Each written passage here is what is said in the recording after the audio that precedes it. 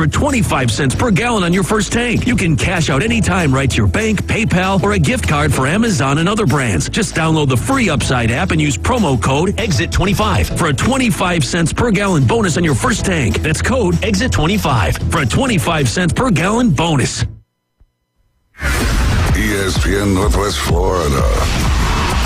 The magic plays here. The NBA Cup continues tonight as the Orlando Magic are in the semifinals and play at the Milwaukee Bucks live from the Fiserv Forum. Tip-off coming up at 6. Your new home for select Orlando Magic games. The NBA is on.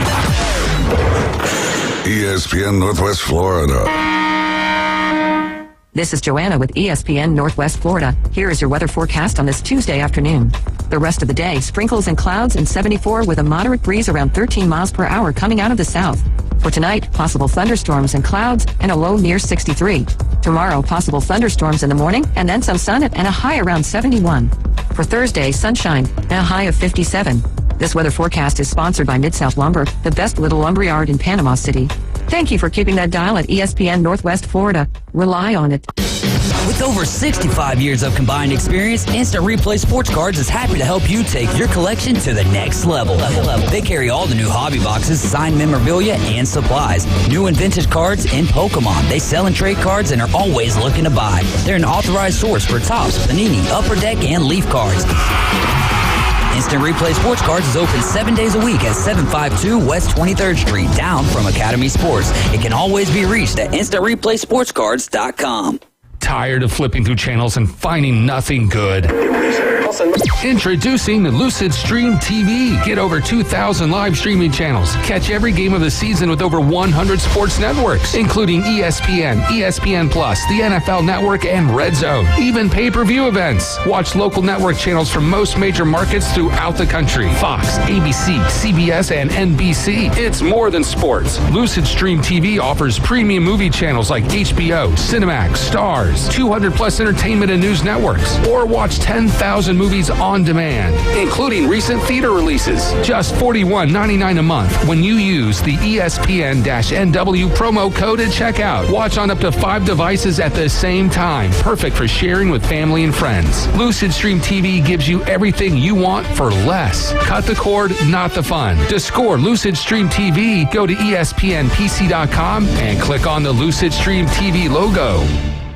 It's beginning to look a lot like Christmas everywhere you go, especially at that boot store. This Christmas, make it a memorable one by selecting Western wear for the entire family, from the largest to the smallest member, at affordable prices. For that hard-working person on your Christmas list, what better gift than Carhartt work clothes? Don't know what to select? How about a gift certificate from that boot store? Open Tuesday through Thursday, 9 till 5. Friday and Saturday, 9 till 5:30. Next to Billboard Kia, 15th Street, Panama City. That boot store where God is good all the time.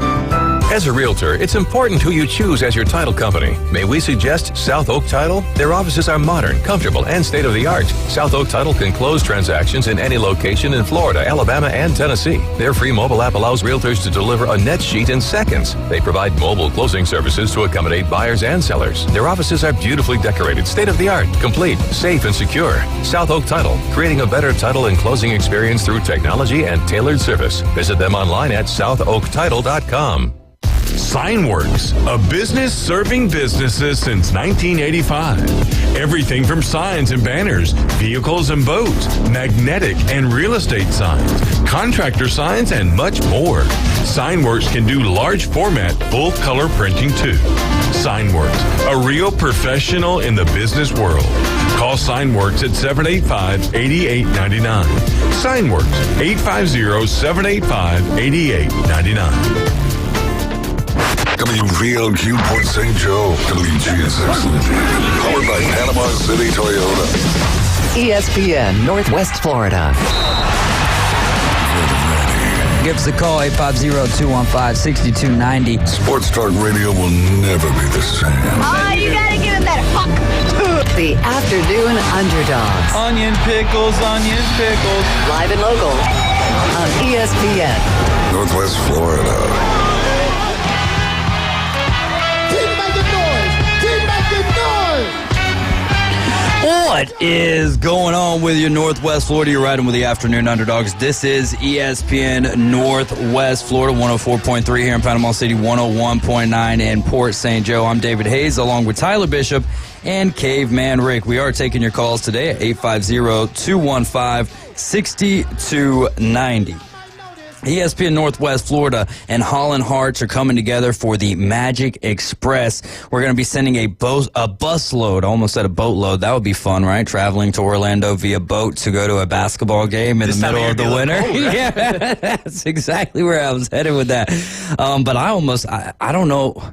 Oh, it would be really chilly on a boat. I mean, today's weather would be perfect for that, right? On the way down. Yeah, no doubt, right? Just trolling the whole way down there to Orlando, and then you'd have a couple of trolls on the boat with you, and so it would be a full-on trolling experience, and whoever's controlling the boat at that point in time would probably be due for a good time. But we're going to be sending a busload of sports fanatics to the Kia Center down there in Orlando for the ultimate road trip. All you've got to do is download the ESPN Northwest Florida app and keep listening for details. The Magic will be taking on the Sacramento Kings. This is not going to be until March 29th, but hey, it's the holiday season.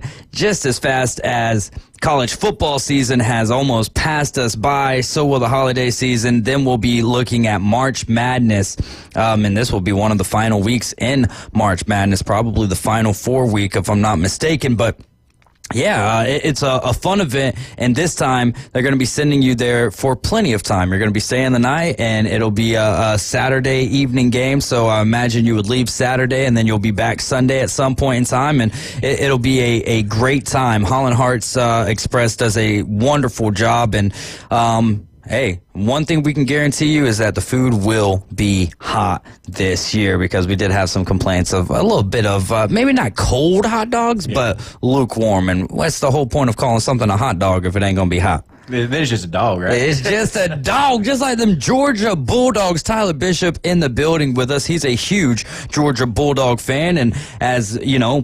99.9% of you that are listening right now, not Alabama fans, he's in the same boat. Like, not saying that obviously you're not an Alabama fan, but just like the rest of America, excited that Alabama didn't get in, right? Not excited, but we'll dive into all of that. Georgia-Texas, though, was a phenomenal matchup. It was one of the better, when it comes down to competition, a competitive ball game in the conference championship game. Conference championship weekend didn't give us a whole lot of competitive games, but Georgia and Texas was one of those. It was a very low scoring defensive battle. Then Carson Beck gets out of is injured and goes out of the game. Gunnar Stockton comes in. Tell us from your eyes, your perspective, like, what were you feeling during that game with maybe not a whole lot on the line, because they're getting into the college football playoff either way, but what was going on through the mind of Tyler Bishop there this last Saturday? Well, so you're going into, like, a lot of the Georgia riders felt like win or lose, assuming Georgia didn't lose by like 30 points, right? Like, win or lose, Georgia was hosting a playoff game. So winning would be great, losing, whatever. I'm just so glad that y'all beat Texas. Like, come on, you didn't win it in your first year, baby. You was there, but you didn't win it, just like Missouri. Yeah, no. So obviously that was great, but so going into it, like, kind of like I said, some to win, some to lose. But it's just kind of classic what we've seen from Georgia all year in that first half. Yeah, just drops on offense, inconsistencies, and that's just. And I think that's what I said on the show last week. I was texting Max a little bit about it going into the game. He's like, man, what's your feel on the game? I was like, I think either Georgia wins it outright or Texas covers the spread. Yeah. I don't think it was going to be a 3-point game for Texas. They were either going to get a big enough lead and be able to kind of coast the rest of the way, kind of like what they did against A&M, or Georgia's going to win outright. And Texas certainly had opportunities to open up a 14-17 plus point spread in the first half. Georgia was struggling to find its offense, struggling to contain Texas at times. They did really well in the red zone, forced some field goals. Obviously, they had 2 misses, which were big down the stretch there. But, when Carson Beck was out and Gunnar Stockton was having to come in, I didn't love it.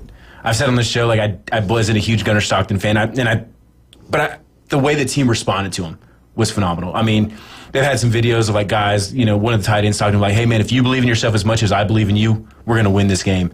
You can just see that the guys on the team respect the work he does, Sunday through Friday. He's not the guy who's played a lot of snaps.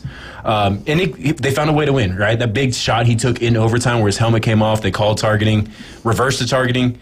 he could have just easily dropped that ball. Like, if you look at it, I don't know if he got a concussion. His knee's bent all the way back. Like, how he didn't get some kind of major injury on that play, I'll never know. But he held onto the ball. If he fumbles that ball, they're not calling targeting, so it's a fumble, game over, Texas recovers. So obviously it was just kind of a classic Georgia game for what we've seen this year, like coming down to the end, overtime again. Texas, it felt like kind of like an early, or mid-2000s SEC game, hard-hitting. Right. No targeting's being called, like no a Big personal Ten game. fouls. Maybe I felt, but like with better athletes, which is kind of what if we're being honest. Texas, we look at the NFL. We're being honest. The NFL draft kind of, shows that. But it was just a hard slobber knocker game. Quinn Ewers was kind of Quinn Ewers. He had some passes where like, oh my gosh, that was incredible. And he had some passes that like, oh my gosh, what are you doing? Yeah, you can't go to the NFL like that, bud, unless you want to be Will Levis. And that's just kind of the Quinn Ewers experience at this point. Yeah. And, maybe I'm a little bit surprised we didn't see Arch in the red zone a little bit more. Once they crossed the 40 and they were having trouble moving the ball, just see if his mobility would give them a spark. But Georgia found a way to win, which is all that matters. And now the bracket, their side of the bracket, man. I don't think I couldn't have made a better bracket for Georgia going forward. Yeah, I was just about to ask. That was going to be my next question. Is so now, looking at the bracket, how do you feel about that? Because if you're Oregon, it's like you're going to be playing the winner of Tennessee, Ohio State. Yeah. You got to get through that. Then you've got essentially the winner of Texas and Clemson is going to be taking on Arizona State. I think most of us think Texas will take care of business against Clemson. That's neither here nor there because that's why we're playing these games, and Clemson could absolutely come out on top. But I don't think that people are taking Arizona State, Cam Scattaboo. I don't think that they're taking them as seriously as maybe what they should. You don't win in the Big 12 championship by 30-something points just off of a fluke. No. And I think and there's something to be said for a team playing with a lot of confidence and nothing to lose. Right? Like winning Dillingham, Dillingham, like he's going to coach because he's got nothing to lose. Yeah. Like they were picked 16th in the Big 12 out of 16 teams this year. So like everything from here on out is gravy. Like obviously he's going to do everything in his power to try to win every game. But like 4th and 10, fake punt wouldn't surprise me. You know what I'm saying? Going for 2 towards the end of the game, not going to surprise me. They're going to come out with nothing. So almost Dan Campbell-esque. Dan Campbell-like. And like a team that believes in themselves right now. They're on a roll. They're playing some great football. Again, you don't win your conference championship by 35 points and not believe in yourself. Scatabo saying like, I'm the best running back in the college. Yeah. NCAA. They're going to be a dangerous team. Obviously Clemson and Texas are more established brands. They're bigger names. They're probably more talented as a whole. But that's not a game if I'm either one of those. Like, you're not going to be able to go in there and just cakewalk through. You're going to have to go in there and be ready to go. And you're coming off a big game going into that game. And I think they're playing in the Fiesta Bowl. No, they're playing in the Peach Bowl. Boise's got the Fiesta Bowl because of the higher seed. I don't know. Did you watch any of the playoff selection show going into I watched it up until maybe 11:50 or we can so. Talk a little bit because there were some great points made during that show. People who are listening right now might not be listening later on at 5 o'clock. But what are some of your where were you headed with that question? I was just some of the comments Saban made. Just like obviously, the bracket shaped up really well for Georgia because but Saban's problem with strength of schedule. Well, I think the best point he made was if you believe that SMU was better, should be ranked higher than Alabama on Tuesday, but you shouldn't be able to you shouldn't be penalizing for Clemson or for losing to Clemson the way they did. If you believe that they should have been ahead of Clemson or SMU, they should have been ahead of SMU going into that game. Yeah, and I think the committee ended up playing it out the way I thought they would based on the results. The way that they should. I think that they 100%. The only thing that I would even flip-flop in that entire thing, and I have no issue with it anyways, we're talking about 8 and 9, Tennessee, Ohio State. Maybe Tennessee did a little bit more in terms of their losses than what Ohio State did. And so I can see it both ways. But at that point, if they were the 8 and 9 going into it, they had nothing to change that. But I think if people stop looking at the final rankings as a re-ranking and look at it more as a reseeding, it makes so much more sense. Because Georgia they could still be ranked 5, but now they're the second seed because they're the second highest ranked conference champion. So that's why Texas pushed Notre Dame down. That's why Penn State pushed them down. They weren't being punished for not being out. Georgia got rewarded for winning their conference. Boise State got rewarded.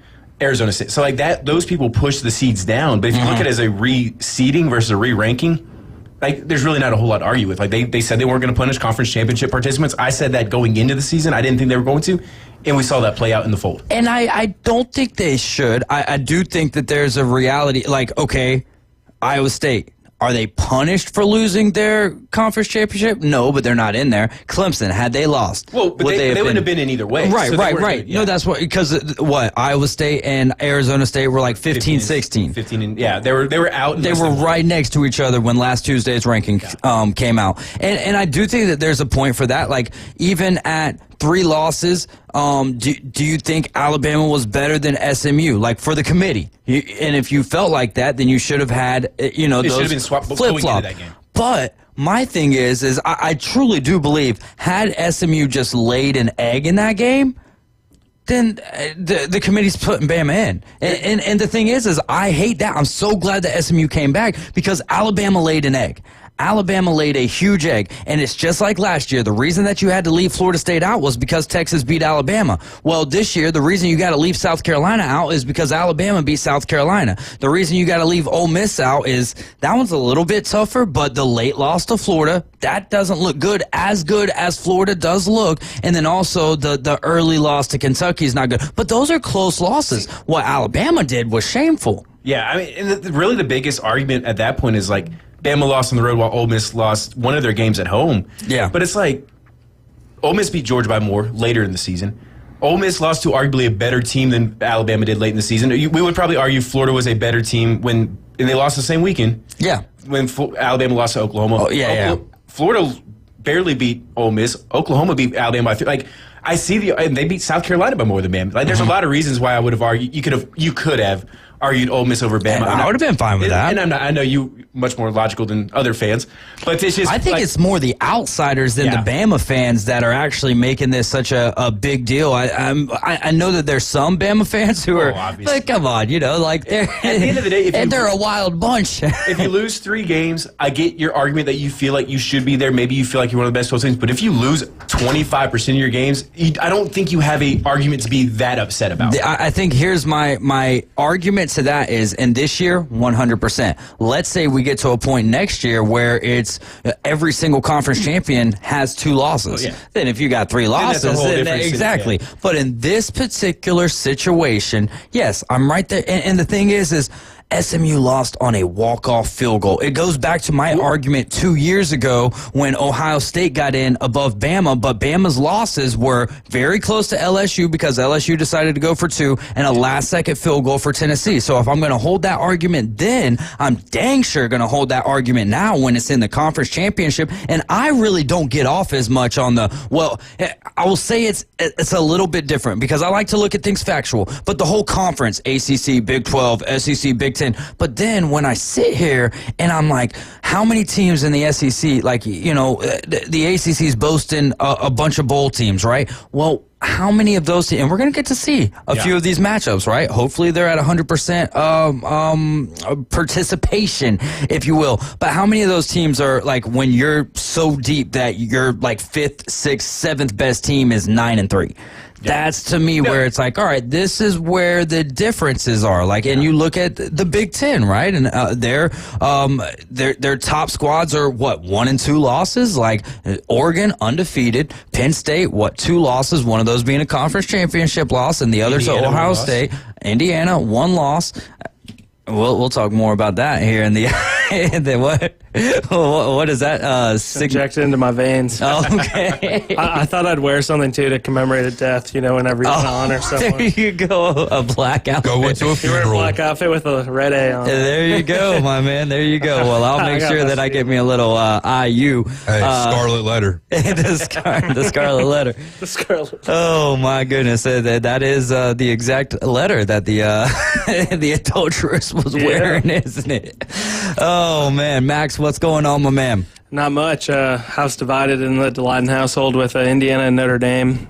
Oh, how often? Vicky's Notre Dame? She is. She went there though. This isn't just she's like an alum too, like my grandma. Yeah. Oh, Did she have a diploma from there? No, St. Mary's. Oh, yeah. Notre Dame was a little too pricey. My but you can grandma- take some classes there. So it's like she took most of her classes there. My grandma did it where she took her last year at Notre Dame, so she'd get the piece of paper with it on There there. you go. You know what I mean? At the Yeah, end. it looks better. Yeah, no doubt. Which is wild, It's like the right? It's golden like I did ticket. the same classes, but like I guess But this it professor was tenured longer. But I mean, like, if you go to a job interview with that, that's like a Oh golden no, ticket. You know, it's like it's not like I don't understand. I'm just Yeah. saying it's like things why common sense doesn't make sense anymore, right? Like school is school is school, but you know, there's some schools like it's How often do Indiana and Notre Dame play?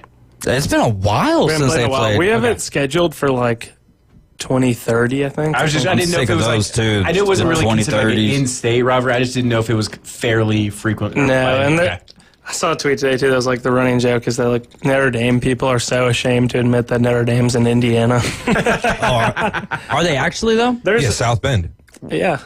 Okay. Oh no, I think so. Yeah. Oh, you mean like to be embarrassed? You mean? Yeah. okay, my bad. No, I know that. Notre Dame's- They're pretty elitist. Like So what state do they want to claim? Like, do they want to be independent as well in They want statehood? to be on the lake. They want to be DC. Like- they want to be the district. of Notre Dame. Like my cousin who had on D&D. once, his dad played soccer at Notre Dame, but he'll even say like Notre Dame like Domers are like some of the most insufferable like sect of fan bases. Not because D and it's, D. like, They want to be the Vatican. the Vatican of America. This was like a real tweet today from like a Notre Dame columnist guy, and it was like, Ooh, nice phone case. That's clear, bro. thanks, this got a new one. Translucent. It was like free pitcher. It was like $14-15, and it is way better than the OtterBox one I had. Oh, Night this and day is. better. I think this is. Yeah, this is OtterBox. I've been. This is like slick. year 4 or 5 on this thing.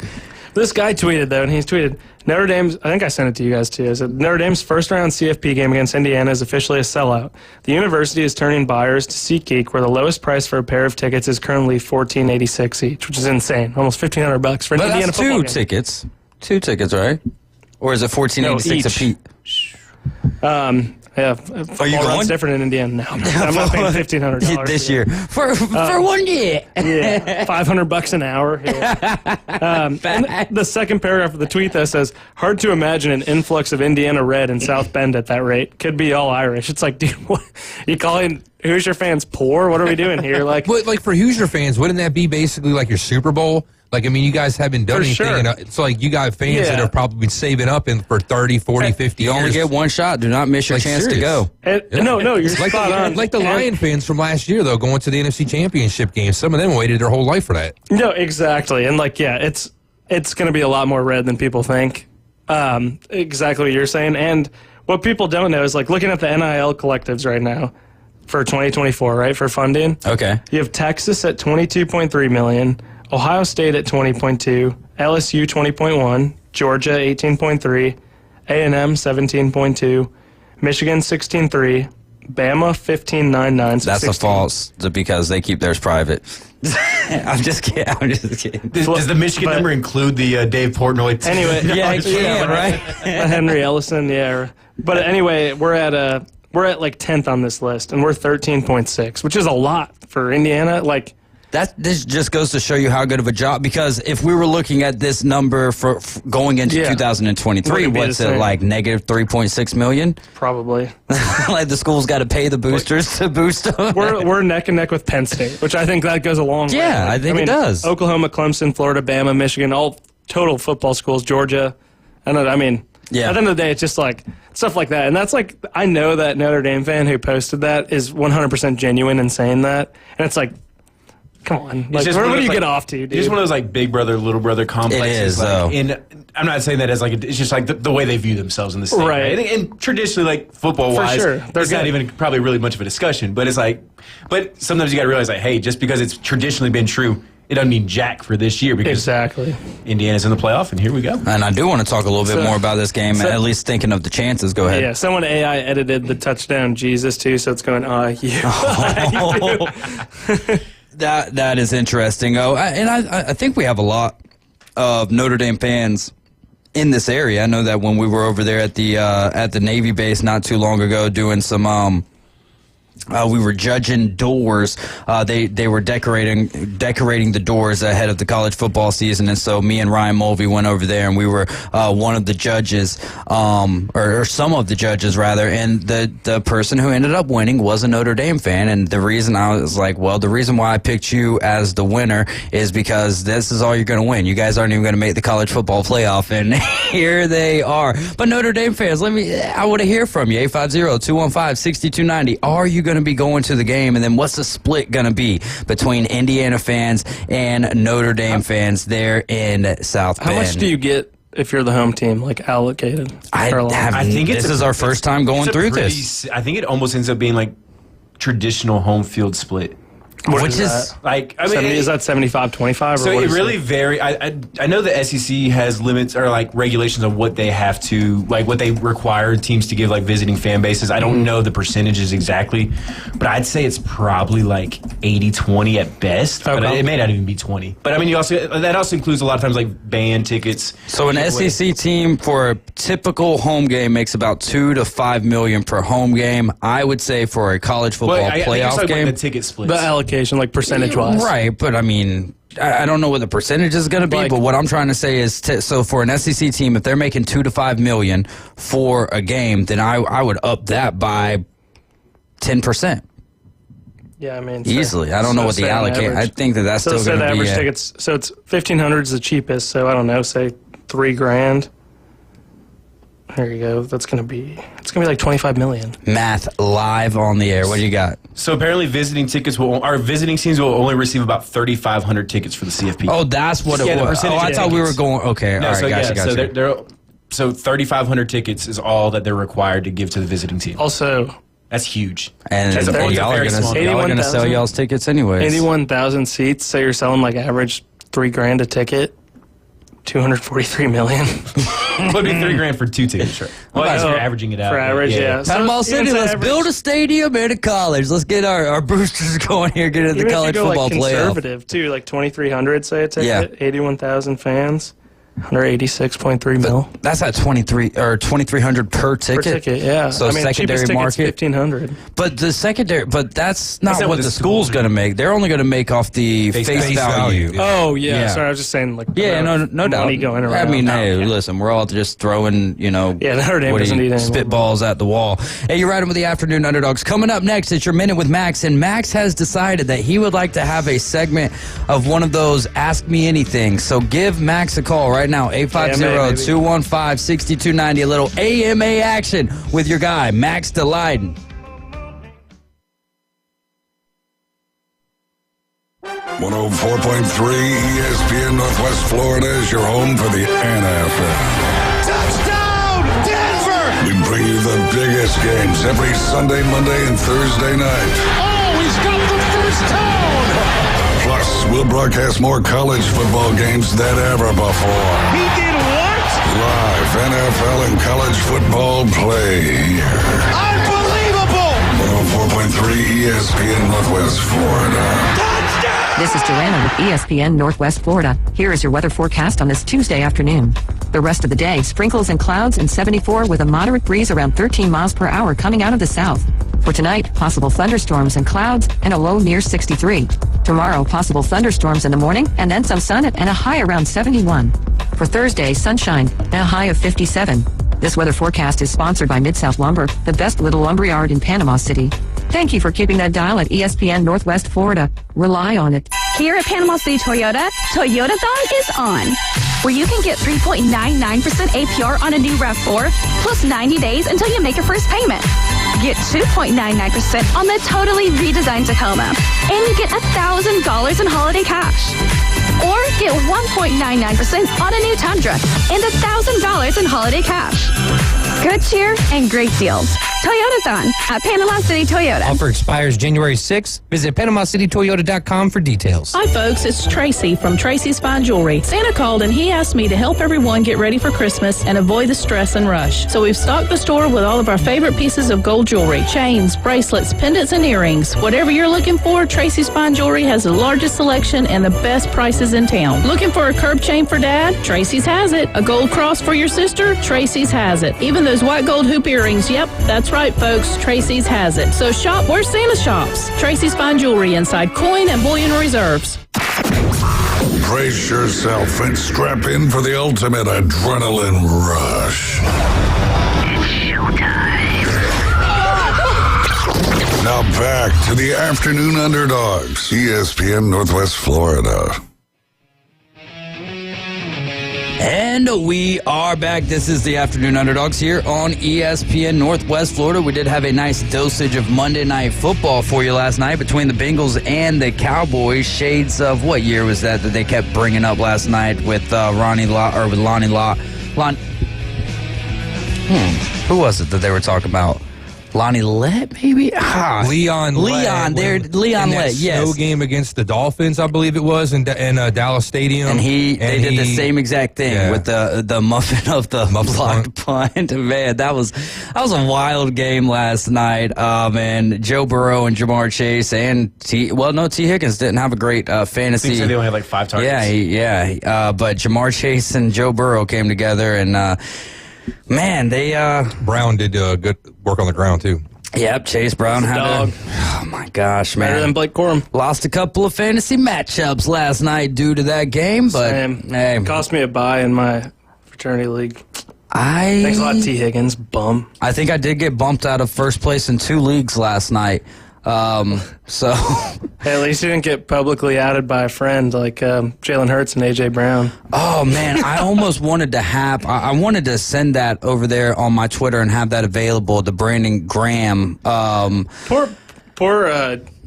no, I don't really feel bad for it. I mean, it just makes. Let's talk about this though. Why are all wide receivers like that? No, I don't think all of them are. Justin Jefferson's all the top not. ones. He's a little bit of a diva.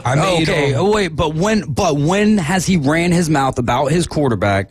Or been like, I'm not getting enough targets. Like a couple of weeks ago, he only got 3 targets. You didn't hear nothing. Yeah, but he said that either everyone else eats or I eat. He's like, however we win. Which he's good with. But wasn't he a diva about some contract extension? No. He was actually the exact opposite. He was the exact. That's what I'm saying. Justin Jefferson. And that's why I've said, like, he's to the me, 1-on-1. He's, and then the give me top another. wide receivers. Top wide receivers? Jamar Chase, diva. T. Higgins, diva. A.J. Brown, diva. DK Metcalf? Stephon Diggs, loser. How about Metcalf? How are we feeling about that? Yeah? I think there's something like, I think it kind of goes with both sides of that position, right? Cornerback Those Ole Miss and wide fellas. receiver. You need to have a little bit of that, like, I'm the best person on the field at this position to win those. Because guys who keep going. I was going to say, that position's, no, you're good. Like, that position is so much more than any others. Like, offensive linemen, you have one-on-one battles, but you have a guy next to you kind of bail you out a lot of times. But those cornerbacks, those wide receivers, they're on islands against each other. I think cornerbacks got safeties. They do sometimes. Sometimes, but fair. I think sometimes you do kind of have to have that, like, I'm a one-of-one dog in you. And then that leads to you believing that all the time, which then, I mean, you get the Tyreeks and you get the A.J. Browns and the Randy Mosses and, like, the big personalities, but I think you need that to a small extent. It's like I told you last night, David. It goes back to, you guys remember White Man Can't Jump, right? The movie. Well, Woody Harrelson's telling Wesley Snipes about, like, how Wesley Snipes would rather look good and lose than to, like, win and not have such a great game. You know what I mean? And I think it kind of goes back to that, where these wide receivers are like that. They don't care if the team wins or lose. They just want to get their numbers. If they get their 7 catches, 115 yards, and a couple of tutties, they're happy, even if they lost by 35 points. One of my biggest issues with this particular one, because Mike Evans is another one. I can't say diva. I would say, I would have no problem calling him not a diva. Calvin Johnson wasn't, right? Calvin Johnson. Yeah, because you can't call him a diva for retiring from a team that just, like, you saw the writing on the wall. Too bad he's not a part of them now. Barry Sanders retired from the same team for the same reason. For the same reason. Megatron. Right. My boy AJ Green, not a diva.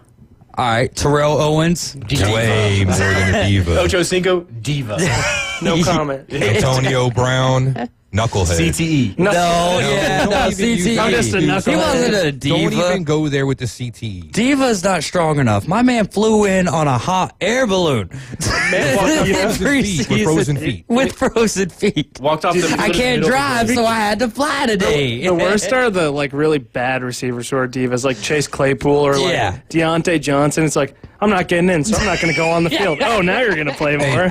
Notice what's in common here? We just named 3 Steeler wide receivers. Mike Tomlin, unreal. He's not going to put up with you, though. Mike Tomlin's like, all right, like, okay, Deontay Johnson. Because they put up with Antonio Brown to a point. He was there for like 6 and then years. Finally, they were like, look, dude, enough's enough, man. But that's the thing, though, right? And honestly, early on in the career, he wasn't really like that, right? It was like, and a lot of people want to point to the Vontaze Burfict hit. But I think that it started a little bit before then. Like when Antonio Brown he was became like AB, spearfooting people. It's like when Antonio Brown became AB, he like became a different personality. Like when Terrell Owens wasn't Terrell Owens no more, and he was T.O. Yeah, you get what I'm saying? And then that's when like so when AJ Brown started being going by AJ, so basically his whole entire life. No, just AJ. Like Odell Beckham Jr. going by OJ. Do they? Do you guys not? Do you type in AJ Brown or do you go AJ? I just AJ.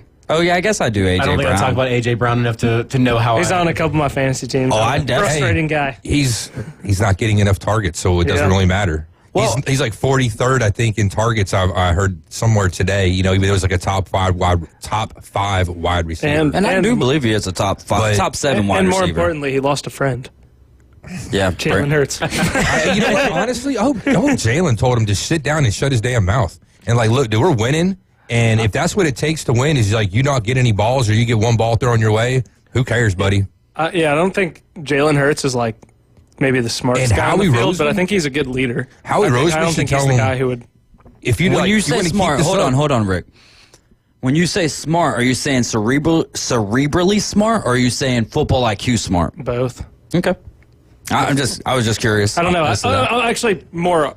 I think like cerebral. Okay. Cerebrally. I said get with the program. We'll trade you to the worst team in the league. We'll trade you to the Panthers or something like that. Maybe I'm not smart. You know? Oh, come on now. Look at what you do for a living, brother. You're pretty smart, daggone it. So if AJ Brown obviously was Tennessee Titans, and then he wanted to get removed from there, did all of his, antics about removing Titans insignia from his Instagram and all of that good stuff. To me, is just another sign. And then when your teammate comes out, and Brandon Graham should have never done this. He should have never opened up his mouth into the locker room. Like that's, and he knows better. He came out an hour or 2 hours afterwards saying, man, I shouldn't have done that. I probably created a greater divide in the locker room now. But he said the truth, okay? And it's hard to fault people when they say the truth. Now, there's right times to say the truth, and there's right times just to keep your mouth shut, especially for the media personality, because you know that the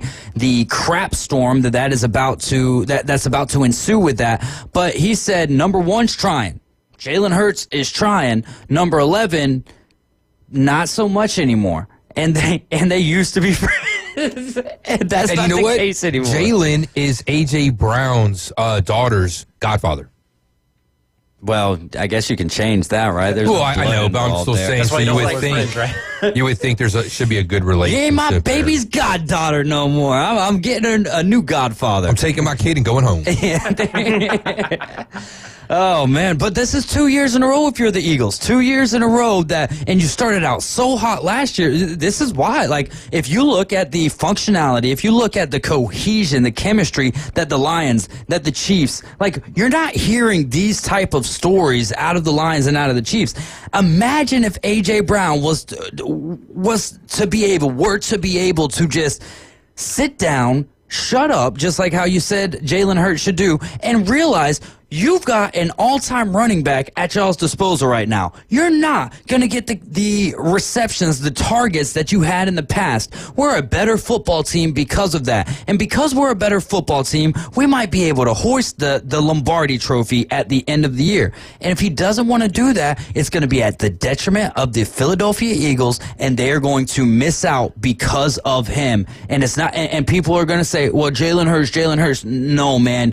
I don't care who it is. If you've got someone negative in your locker room, this whole transfer portal stuff with college football, if you've got someone who doesn't want to be there, they do not need to be there because they cause things to go their way. And anytime anyone is have you ever worked for someone who's a my way or the highway type of person? Yeah. And that you can't have that type of a conversation? The show.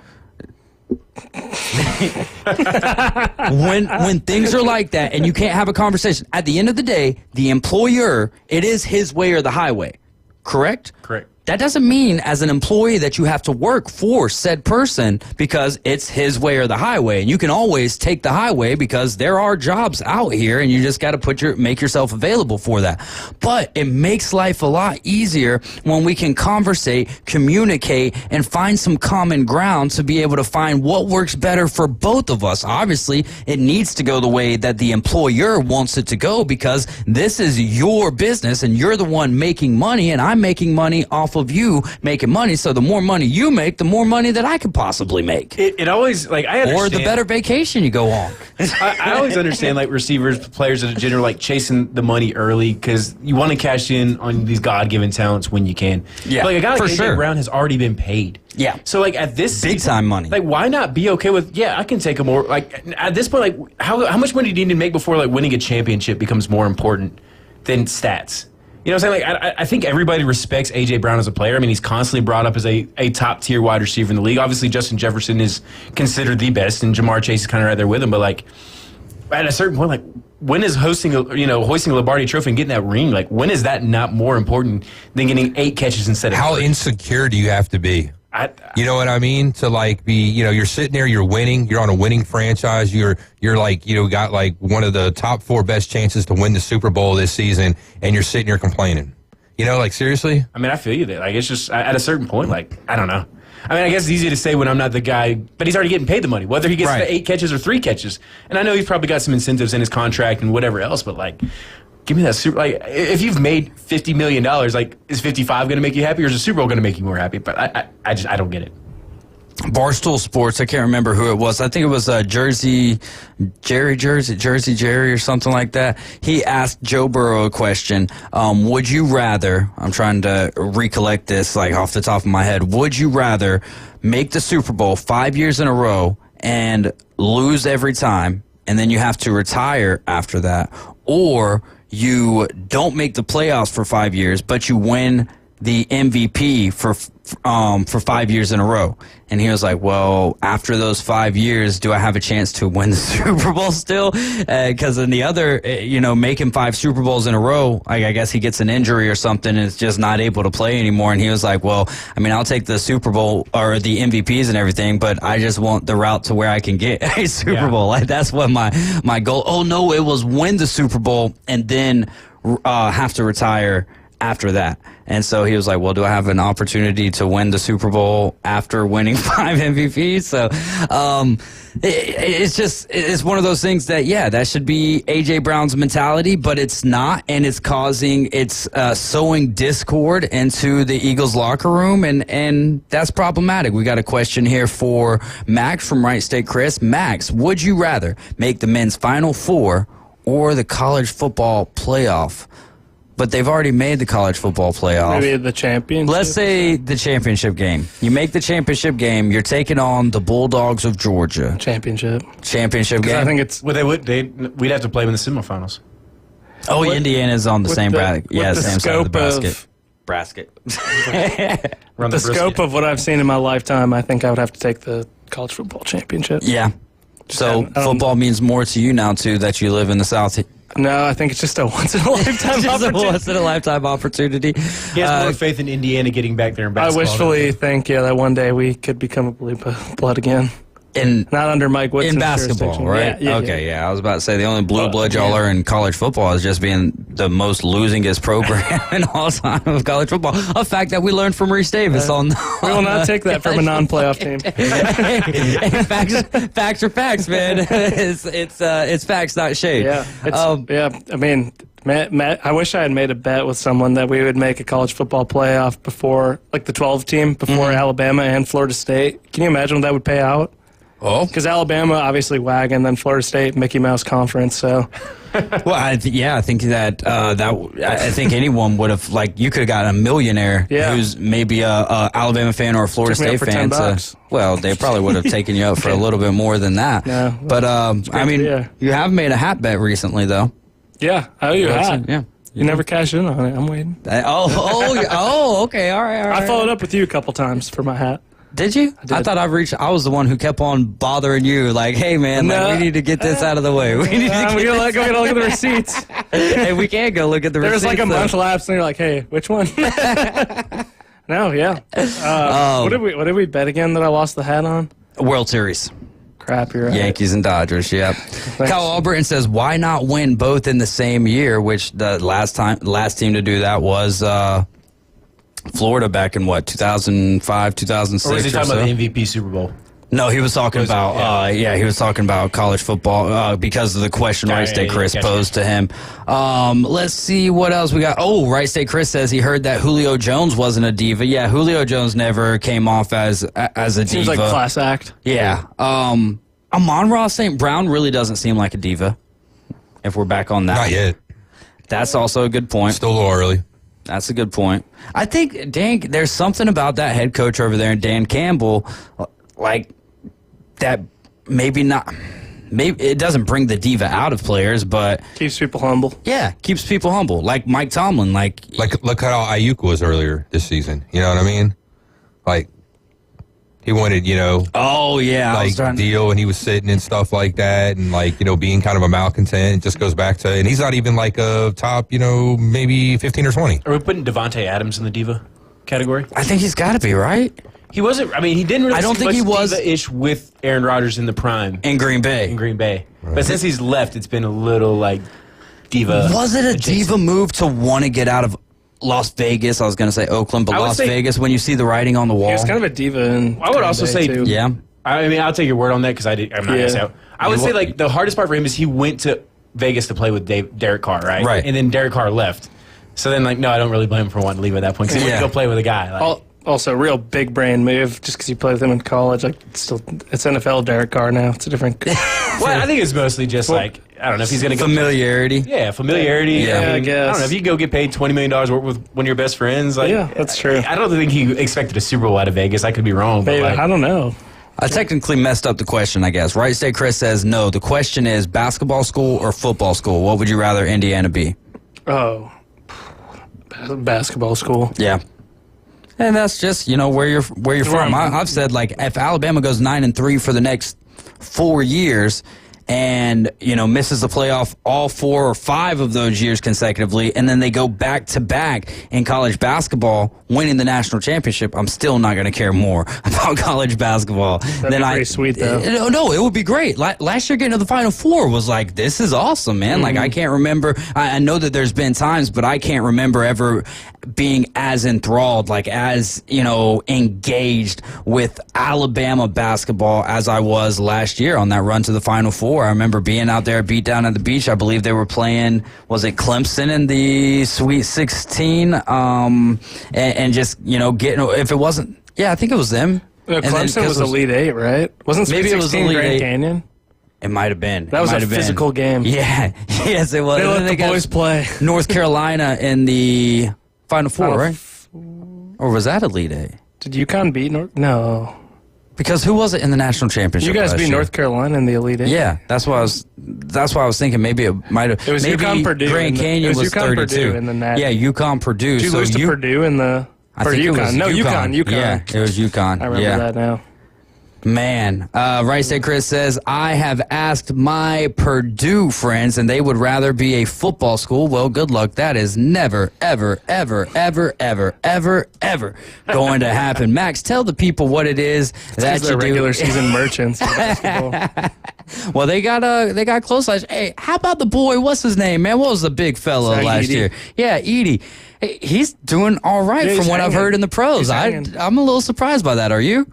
Being the way that centers are in basketball this year. Yeah.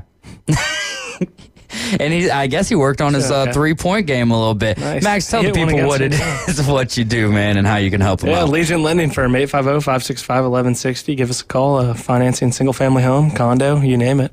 All right. Thanks, Dave. You out? Yeah.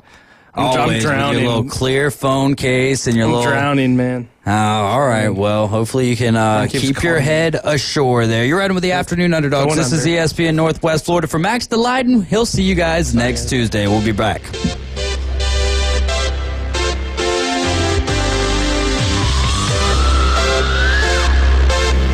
ESPN ESPN Northwest Florida is taking you on the ultimate road trip to see the Orlando Magic.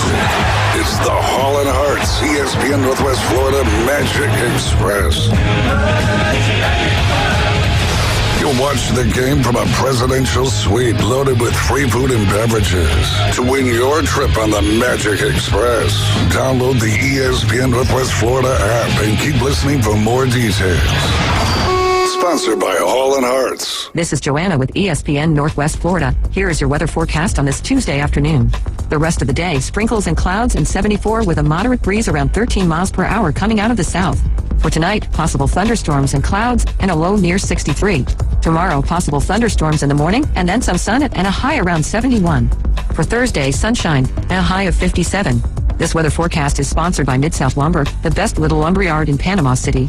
Thank you for keeping that dial at ESPN Northwest Florida. Rely on it. Hewitt Tire and Auto. Call 850-769-7323. Your certified AAA service center and hometown towing. Visit them online at HewittTire.com. On Airport Road in Panama City. 850-769-7323. Hewitt Tire and Auto Center and hometown towing. Need a tow? Call Billy at Hometown Towing, 850-265-1562. Hey folks, Chris Kramer with Bill Kramer GM. And the best place to listen to the Inside Drive with Ryan Mulvey is inside a brand new vehicle from Bill Kramer GM. And I want you to know we've got 10 times the amount of inventory on the ground as we did this time last year, and darn near all of them are discounted. So shop us online at BillKramerGM.com or visit us the corner of Frankfurt and 23rd. We'll make it easy and take great care of you. In your face. Questionable calls all over the NFL this year. On the field. Quantify, to put a value on momentum, you can't do that. And in your radio. Hashtag NFL Rig. Now back to the Afternoon Underdogs, ESPN Northwest Florida. We are back. You're riding with the Afternoon Underdogs here on ESPN Northwest Florida. We are your home for the Coach James Hale Show in the morning, Monday through Friday from 7 a.m. to 9 a.m. And then following that is the Inside Drive with Ryan Mulvey and Jay Henley from 11 a.m. to 1 p.m. Don't know if we've got any update. If you're a Panama City Beach resident, let us know. Is the water back on? I guess we could just go in here and check if the water's back on, but they have been dealing with a mainline outage, and we got a little update around 12:45. They said it'll be several hours before they get it fixed, but once you do get the water, it's going to be coming back with low pressure, and you're going to need to follow a boil water notice as well. I saw there was a restaurant over on Harrison Avenue that was having water issues as well. Oh, so wow. I don't know if that was affecting all of Harrison Avenue, if it was them specifically over there by the Martin Theater. But so I don't know if it's just like what's going on all across Panama City right now. But yeah, must be in the water. No water, according to Dave Neat. They've got no water neither. So let us know. Hopefully they do get that fixed for you guys this evening. Let's see. We got a couple of texts coming in from Trevor. Odell Beckham is a good example of a diva receiver that learned a lesson and came back. Came back in the physical sense. Already learned his lesson, not to attack a kicker's net. Or maybe tell your not hold a photo shoot on a boat. On a boat, yeah. Well, there you go. Maybe tell your dad not to call out your quarterback on your team, even though Odell Beckham, I guess, technically won that situation, but it's not like he was in Cleveland for much longer. And he also said, Trevor did, you could say Antonio Brown was a CT diva. CTD. CTD. Michigan State Bruce says Philly will fall apart. We will keep an eye on that. Do you think that this is a bigger deal, or is the media, are we making this a bigger deal than what it actually is? First off, my initial impression is the media is making a bigger deal out of this, or like they tend to always try to manipulate dissent, I think, in the locker room, or problems with the Philadelphia Eagles. It just kind of like just teams in Philadelphia in general. I think the media just likes to do that for whatever reason. So I think they put an onus on if there is any kind of a dark cloud to try to make it worse. So I will say that. But all things being said, after last year, I would think that, Nick Sirianni, being a question mark on having his job, in jeopardy this season, would pretty much want to squash this pretty quick. You did say, mention about how Brandon Graham retracted that statement pretty quick within a couple of hours. That didn't happen on his own. Somebody got in his face, got a hold of him, and told him that, hey, you know what I'm saying, dude? Like, what you just did wasn't cool, And so that's why he was, backtracking his words. So hopefully, either Sirianni, Jalen Hurts, just, leaders in that locker room have squashed this and been like, and actually hopefully put somebody like A.J. Brown in their place and said, look, bro, we're winning. We're part of something great right now. If you don't want to be part of it, there's the door, man. We're not going to let you screw it up for us. There you go. Well, the transfer portal opened up yesterday. Any big names that's on your radar, Tyler? I think if you're Georgia right now, you're looking at hopefully probably trying to bring in a two or three wide receivers. Obviously, they've had the drops issue. A couple of those guys are going to be leaving. You don't want to go into next year with too many freshman guys. Honestly, I have no idea. We always end up signing one or two guys I didn't really expect. Last year, like when Etienne went in the portal, it was kind of thought that he would go to Georgia. We would be looking at a running back also. We signed a wide receiver from USC in the transfer portal last year, Michael Jackson. Literally, it was his name. Shimon. And he did literally nothing. I don't even know why we signed. He did nothing all year. Now he's back in the transfer portal. So it's one of those. I guess we signed him. Kirby's got set numbers. He wants this amount of this position, that amount of that. But Georgia's typically just not one of those teams that's going to way overspend if it gets into a bidding war. I'm not going to say they don't spend money in NIL. Obviously, they've got to get them out, but Kirby's not going to upset the apple cart, so to speak, right, by going all in on one or two type of guys. And so we'll see. I don't know if we'll ever be like the school that lands like the highest, flashiest, most profile NIL guys, unless Kirby changes his mind. But there's a couple guys out there I know Georgia's looking at, but they're guys that everybody's looking at. So it's a matter of, do you want to pony up, which is what Ole Miss did last year.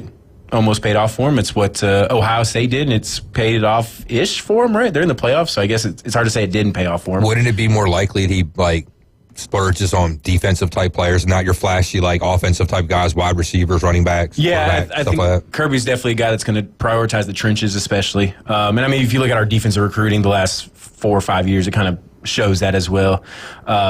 If you're a defensive player in the country that wants to get developed on there's not a better place to be than Athens right now. And we've seen that in the draft. And then you go to Philly after that. Yeah, you go to Philly. Or I think Georgia's secondary, the 3 rookies they put out are having just an incredible year as a whole. Kamari Lassiter over there in Houston, Bullard in Green Bay, and Tyke Smith down in Tampa, just having fantastic years as a whole. Multiple interceptions by each guy and some great coverage ratings. So it'll be interesting. The transfer portal's weird right now because of when it's coming in, right? I hate the timing of this. And it's awful because these guys have to be off the team and into another school by the beginning of the spring semester, which is in January. Right. But you have the playoff national championship January 20th. Mm-hmm. So you have guys that are actively competing in the national championship that are either getting screwed over because they can't find a new team. And I don't begrudge a guy who is maybe a junior or senior, knows he's not going to play and wants to find a place to play for a year or two. That's fine. But or a guy, a freshman or sophomore that realizes hey, this isn't the place for me for one reason or another. But they're having to choose now between wanting to stay and help win a national championship or get farther behind at their next school. And it's just a weird system right now. Well, a little bit of breaking news action as Max Fried has just signed with the New York Yankees for 8 years, $218 million. 8 years, $218 million. Former Braves pitcher Max Fried is now a New York Yankee. So half the length and a third of the money that Soto got. Yeah. Why wasn't I born more athletic, man? I tell you what. Well, if we're talking about a sport that you really don't have to be, I don't know, baseball players are normally some of the most athletic. Overall athleticism may be a little overrated, but you still got to have some freaky traits, I guess. You absolutely do. Across the board. But I tell you what. That's good for. I think it's good for the Braves. Max Fried, is known to take a stint or two throughout the year on the injured list. It's good for the Yankees because they needed to add more to that rotation, and they just lost Juan Soto, so they did have a little bit of free money to mess around with. But yeah, if you're a Braves fan, this one doesn't hurt me nowhere near as what Freddie Freeman was like. Man, I want you to be a lifetime Brave. With Max Fried, it's we knew this 2 years ago when when you were coming up on free agency in 2 years that you weren't re-signing with the Braves. I'm really surprised, though, that he went to the Yankees and not go. He's from out west. He's from California. So I figured that he would be going to a California-based team, and for you to stay in the East and go to the Stankies, like, hey, that's your prerogative. But you got paid out of it, and that's just what we were talking about earlier. It's kind of the same thing with the transfer portal. If you're a junior or, and you're not going to be playing at a certain team, then that's what the transfer portal should be all about. And that's why some of these teams can make such a quick turnaround, because you're bringing in guys with experience, and if they fit your system, then it could work out well. Looks like the number one player, according to ESPN, is Darian Mensah, the quarterback from Tulane, and he's got 3 years left. He's a redshirt freshman. I'm kind of surprised that he's leaving, because their coach just came back and said he was staying, John Summerall. He was when did Summerall say he's staying? A day or two ago. Okay. He came out and said that he tweeted the gift from Wolf of Wall Street. Have you ever seen the movie? Yeah. I'm not leaving. He posted that out there, and he's a guy, North Carolina was allegedly talking to him, West Virginia, some of these other Power 5 schools or Power 4 schools were coming after him, and he was coming back, so he thought maybe they were going to try to build some there at Tulane. And Tulane is one of those programs, kind of like Boise State, like, if they win a significant amount of games, they're going to be talked about as that G5, representative in the playoff. And, they even had some of that talks going into the last couple of weeks. I mean, they've played some good teams. They played Oklahoma recently, Kansas State. So they're a school, like, scheduling those games to give them some legitimacy. And I hate it, but that's just kind of what college football's turned into. I wish there was a 2-year minimum out if your coach doesn't leave. Once you sign with the school, you need to be there 2 years unless your coach leaves. I'm right there with you. If your coach leaves, that's cool. Yeah, but if your coach is there, then 2 years as almost like a contract type deal. According to the Scouts take, he is his comp is Desmond Ridder. He's poised, composed, and extremely accurate. He's got good but not elite arm strength. It's like, this is our number one transfer portal Desmond Ridder's our number one. I mean, right. I don't get me wrong, Desmond Ridder has obviously had a very good college career, leading Cincinnati to 20-something straight wins, whatever it ended up being. But okay. I mean, I'm surprised there's not a wide receiver or a running back or maybe a defensive player that'd be kind of considered higher. But maybe they're putting the premium on quarterback like everybody does. But there's a lot of quarterbacks. Jackson Arnold went in the portal. Luke Kromenhoff from Florida State went in the portal. Wait, he hit the portal too? He went in the portal too. They gave him all that love at the end of the season, and he's hit the portal. I'm not surprised. Too. I don't think he needs to go back to Florida State because Gus Malzahn's going to be there. I don't think he fits Gus's system all that well. I was kind of being facetious. I felt like I was watching Florida State Miami. That was the first game he started, right? Yeah. Right. And I was like, man, did he just run again? He was like, yeah, I feel the same way. It's just a running back playing quarterback right now. All he does is just take off. I'm like, hey, it was working for him at the time. Yeah. But, man, Miller Moss is another Miller big Moss name. in the transfer portal. He's only got 1 year of eligibility remaining. Now, obviously, they're still playing, but I heard this is a possibility because he might not come in the draft maybe. I don't know. Quinn Ewers? Quinn Ewers is not officially in the portal. I've heard rumors that he may transfer, though. Because they don't want to hold back art. Season. Oh, he'll finish the season. Definitely. I'm just still saying, he's possibly not going to the league then. He's possibly not going. That's what I heard. If I was Quinn Ewers, I'd come back. I think so too. I think he's a backup type guy in the NFL. Maybe like a Colt McCoy, right? Like if he has to be at best. I think that's kind of like his best. Yeah, maybe his ceiling. I don't see anyone outside of maybe Shedeur. I think Shedeur gets a slight leg up, not only because I think he is a good quarterback, but also the pedigree that he comes from. Cam Ward even. I think Cam Ward has the highest ceiling. I think that Shedeur has the lowest floor or the highest floor with really good upside as well. I don't this see is a very anyone, very scary draft to need a quarterback. Yeah, like if you're gonna pick up Jalen Milroe expecting to think he's your future, you might as well let the Titans draft him, and like we'll show you. Like it's not gonna be that good, guys. I promise you. And the kid is a worker. Like I'm not saying that he can't get to that level, but I'm thinking this is gonna be the way it's going right now with the quarterback situation, with everybody switching and no continuity, and like every year you might have a different coordinator. I think there's going to be a drop-off in quarterback play. I think we've already seen it to an extent. But, I mean, because Tom Brady even kind of talked about it coming out. I think there's no loyalty because he was talking about Daniel Jones basically requesting a release. Yeah, but they were playing him at safety, man. Yeah, but still, it's one of those things. Well, that's for the team. Yeah, well, there's one thing. That's what I ranted about Tim Tebow on Friday and his humility and being humble, like not or lack of. Yeah, I mean, again, and you have that choice. You know what I mean? It's not like Tim Tebow did anything in the middle of the season or anything either. You know, but he was being demonstrative about, hey, I'm not playing tight end, I'm a quarterback, and that's all I'm playing. And there's some guys who do that, and then where do they end up? Bench or on the sideline, baseball, double A baseball, or as an analyst on the SEC network, or preseason as a tight end under Urban Meyer. And I was a guy who really, I really did like what Tim Tebow brought to a team as a quarterback, just in the sense of being a winner. But I think Tom Brady has a fair point, and I also think that if you're Daniel Jones and you don't like being a safety, and you don't want to finish the season out with that team, then hey, we all have a freedom of choice in this country. That doesn't mean that you're going to get your way. It just means that you get to make a choice to find out what the next step is going to be. Yeah. It's interesting to see. I mean, maybe it's just one of those down years, because we've had down years like this before. Like the Kenny Pickett year was kind of a down quarterback year. The Geno Smith draft class was kind of a down quarterback. Like, we've had some of these in the past where, like, you're looking at the top and like, but what are you looking at right now? I mean, like, who are the guys in the next couple years even? You know what I mean? Well, I mean, I think you're hoping that Arch Manning... But he's a few years away. Well, he could go in the next year's draft. This is his second year in college. So you're hoping that he becomes who his uncles were, right? Mm-hmm. Let's take a quick break. We'll continue this conversation when we get back. We've got a little rumor mill text from LSU Jeff as well. This is ESPN Northwest Florida. Quick timeout. We'll be right back.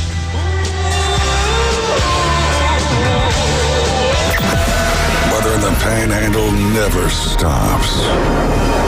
Turn to 104.3 ESPN Northwest Florida. This is Joanna with your latest forecast. We're up to the minute weather reports all day long. A chance of thunderstorms and moderate rain. In-depth storm coverage. Hurricane Helene. And breaking weather as it happens. We do have a tropical storm warning. ESPN Northwest Florida. Rely on it. This is Joanna with ESPN Northwest Florida with your Tuesday's weather. Tonight there will be a moderate breeze out of the southwest, a likelihood of thunderstorms and clouds, and 63. A possibility of thunderstorms and some clouds tomorrow morning, colder at 61. In the afternoon and evening, clear and a moderate breeze right around 16 miles per hour with a high of 56. Colder at 57 Thursday, and we'll have sunshine. This forecast is brought to you by Earthworks of Northwest Florida. Thank you for listening to ESPN Northwest Florida. Rely on it. Los Rancheros has been doing it right for 20 years. Los Rancheros brings a top-shelf dining experience to you with the opening of their beautiful new building. Watch all college and pro games on Los Rancheros' 14 large-screen TVs with great drink specials daily from 2 to 5 and during all the games. Los Rancheros, the place for live sports and great food on 23rd Street between Jenks and Harrison. WVLQ Port St. Joe, WGSX, powered by Panama City Toyota. ESPN Northwest Florida. With over 65 years of combined experience, Instant Replay Sports Cards is happy to help you take your collection to the next level. They carry all the new hobby boxes, signed memorabilia, and supplies. New and vintage cards in Pokemon. They sell and trade cards and are always looking to buy. They're an authorized source for Topps, Panini, Upper Deck, and Leaf cards. Instant Replay Sports Cards is open 7 days a week at 752 West 23rd Street, down from Academy Sports. It can always be reached at InstantReplaySportsCards.com. It's go time all the time. Sports talk around the clock. Oh my gosh! Now back to the Afternoon Underdogs. 104.3 ESPN Northwest Florida. We are back. This is hour number 2 of the Afternoon Underdogs, and you're tuned into ESPN Northwest Florida. We are 104.3 Panama City, 101.9 in Port St. Joe.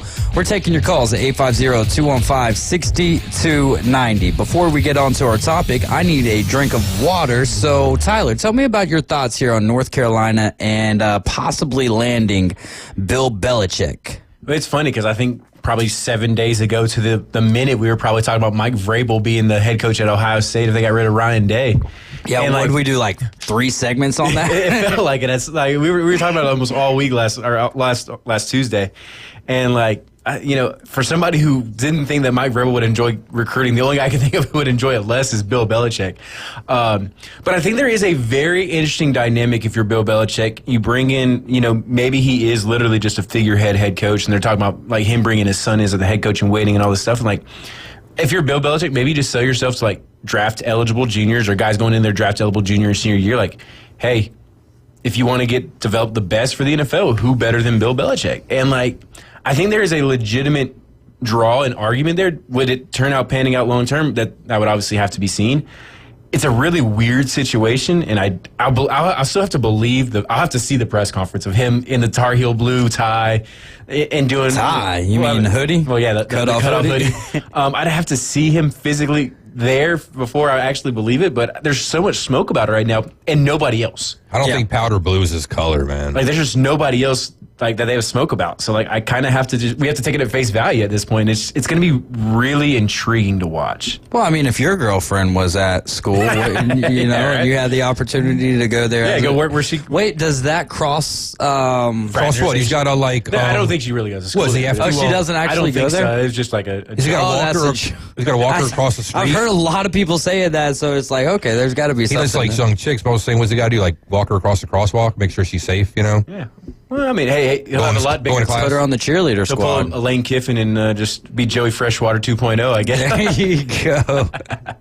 Yeah, Lane came out and said something, basically like if the AFC and NFC championship games were still going on and you're in free agency is alive and well, like that doesn't make much sense. And what we're doing right now with the transfer portal doesn't make sense. It opens up December 9th. It closes December 29th. You've got 20 days to put your name in there. That doesn't mean that you got to have a decision made. Yeah. That just means that you've got to be entered into the portal, and then you have until, what'd you say, late January? Or, no, probably. Well, I mean, the thing is, if you're entering early, your goal is to be at your next school by the beginning of the next semester, which would be January 10th, 12th-ish, I think. Maybe that 12th to 10th. Depending on the school. Every school's going to be different. No, it depends every year. It always changes by a day or two, I'm sure, as well. But... And that's what sucks. Like, that's what's different about college and NFL is like college is still trying to work around the college schedule. Like, we care if these people actually go to class or not, if we're being honest. Like, nobody cares. Nobody cares. And like, but we're still putting all these guidelines in place. As long as the tutor shows up, everything will be good. But we're putting like, all these rules and regulations and stuff in place to kind of maneuver around the college schedule, which is the academic schedule. And that's what's making it really bad for college football right now. I think that's the first place that we're going to see clones is college football so that they can show up to their classes. Or them Tesla robots or whatever. Like the avatars. Yeah.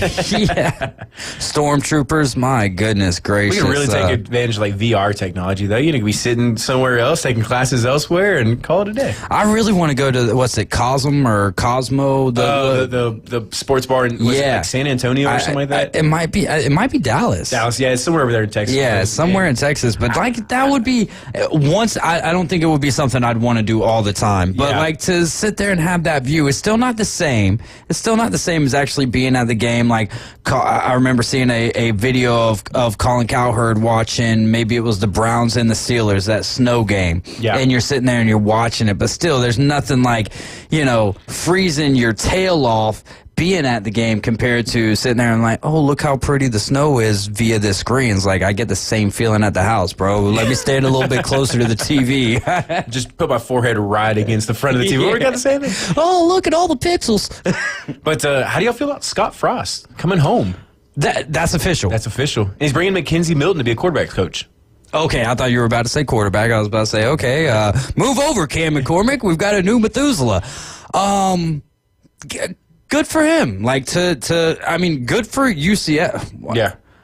Do you think that happened? Like, was there already writing on the wall for that? Do you think in Gus Malzahn's mind? And is that why he took the OC job at Florida State? No, I don't think it had anything to do with Scott Frost in general. Because if you're Gus Malzahn, do you think UCF was actively looking for a new head coach?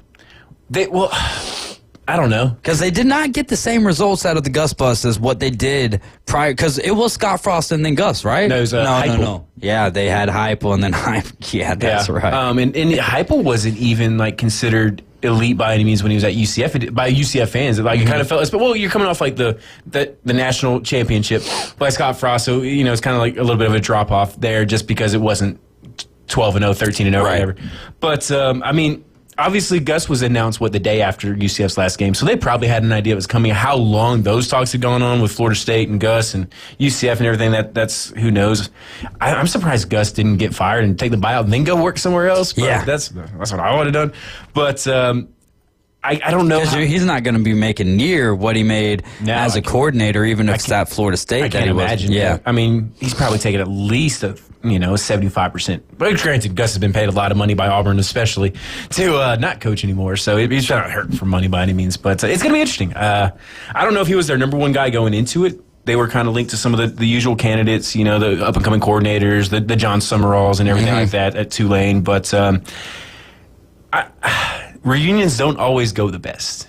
Well, I mean, right? Scott Frost has already been reunited once, and now he's reuniting with his 2017 national championship world team. With NIL and the portal and everything else. And I'm not saying he can't handle that, but I just don't know if it's going to be the same. And I think that's the problem. He's going to be compared against himself and not Gus even.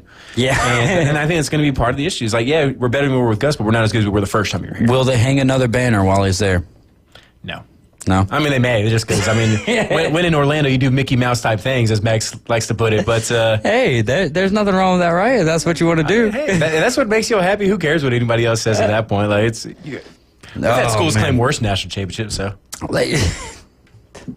that is true. Name one. Since it's on your mind, probably Texas A&M. I'm sure. Maybe some of the other. I'm sure that Bama's got it. Bama's probably. I mean, most every school, if you look back in their history, they probably got one like Farmer's Almanac type national championship from like the 1949 season or whatever. Like, we were named champions by it. And I mean, some schools are more particular about the ones they claim, and others are less. Farmer's Almanac championship. That is going down into the vocabulary. I'm going to file that one deep into the middle of the brain there, because that was what we used to like. I felt like all of the cousins and the grandkids, like we would get our papa a Farmer's Almanac for his birthday because he loved those things, and so he'd end up getting like 2 or 3 a year, and he would hide the one that the other one that he had, so that you didn't feel bad. He never said, I've already gotten this 3 or 4 times this year. Oh man, Pop, if you're listening, I absolutely love you. Real quick, for the people who might not have been tuned in back in hour number 1, your recap of the SEC championship between Georgia and Texas, and what the road looks like moving forward for those Georgia Bulldogs. Yeah, super physical game. Some big hits, some hard running.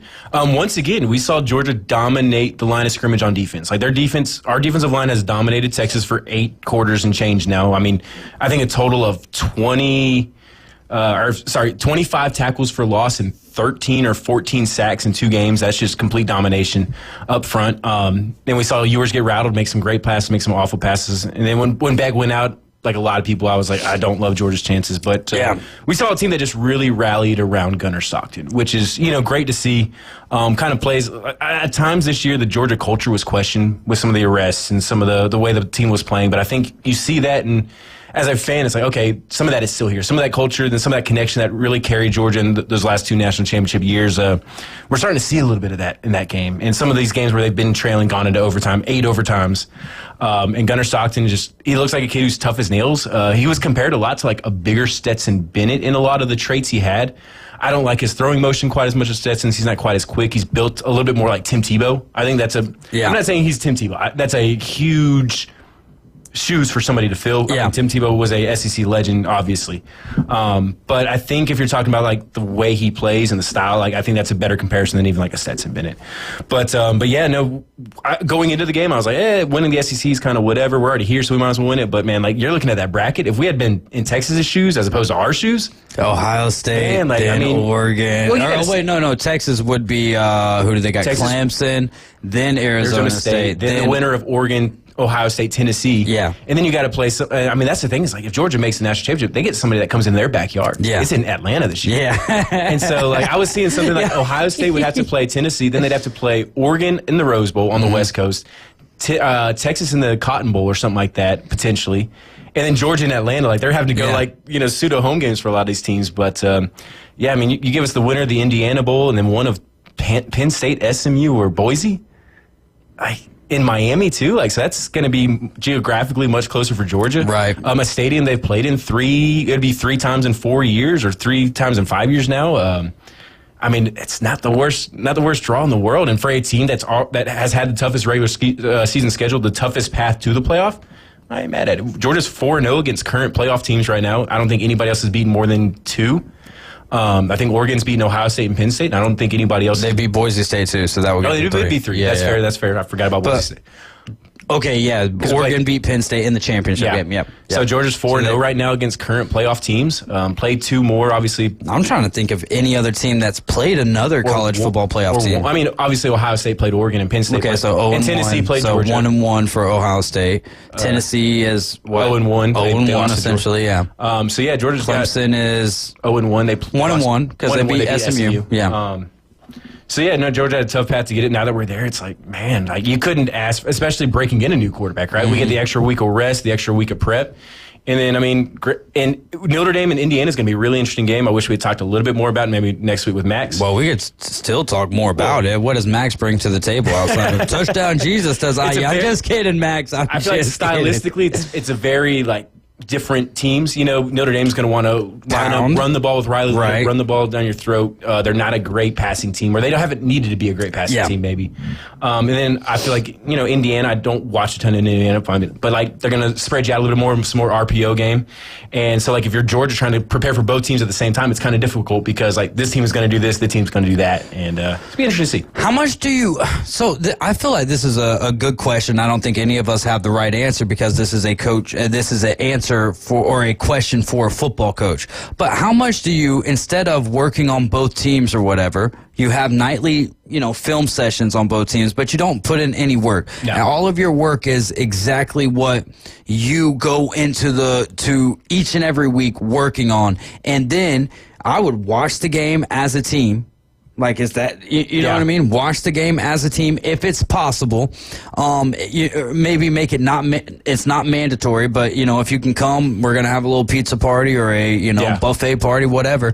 And then, the next day is, boom, all right, now we're down to business. We know who we're going. So that way that you don't convolute your brain with too many thoughts about too many teams. If I was guessing, just based on the way I've read and heard things about the way Kirby runs his program as he goes on, because he's played in a lot of playoff games now, coaching a lot of SEC championships. So he's gone into some Georgia Tech weeks knowing who he's playing the next week, whether it be Alabama, Auburn, LSU. We didn't know Texas last week, but he's had different analysts breaking down film for the potential opponents. Yeah. And so Georgia will work on their stuff. The next 2 weeks will be almost like a spring camp all over again. Yeah. Fundamentals, our playbook, obviously kind of tweaking the offense with a new quarterback, more than likely Beck being done probably 95% sure he's done for the year now. So I think you work on yourself, kind of to your point. You let the guys rest a little bit, a lot of injuries, let them get healed up. Because I think there's still 10-ish days from the time that they play to the time. So you'll still know who it is with... December 20th is the first game. So December 21st is the round of 3 games. But and then they're playing the playoff first round. The first, and then the next game, the next games are going to be... Now, you do have Penn State or SMU Penn State winner taking on Boise State on the 31st, but then the other 3 games, Georgia will be playing the final game on the first day of the year of 2025. So you'll have analysts breaking down film for those guys, and I think you just worry about yourself. If you're Georgia, especially, we're a team that they've had ample drop issues. We've had penalty issues at times. We've had interception problems at times. We've had tackling problems at clean up the stuff that you can control and worry about then. I kind of liked your idea about watching the game together.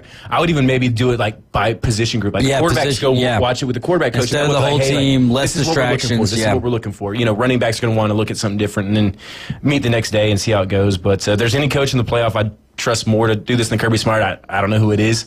Dabo's been Brian there before. Day, maybe? So it's going to be interesting. And then once you go into that Notre Dame game or Indiana game, you're going to have somebody working on the other side. That's right. That's who y'all got the winner of, huh? Yeah, we got the winner of Notre Dame, Indiana. The Indiana Bowl. So you're most excited about that game out of any in the first round?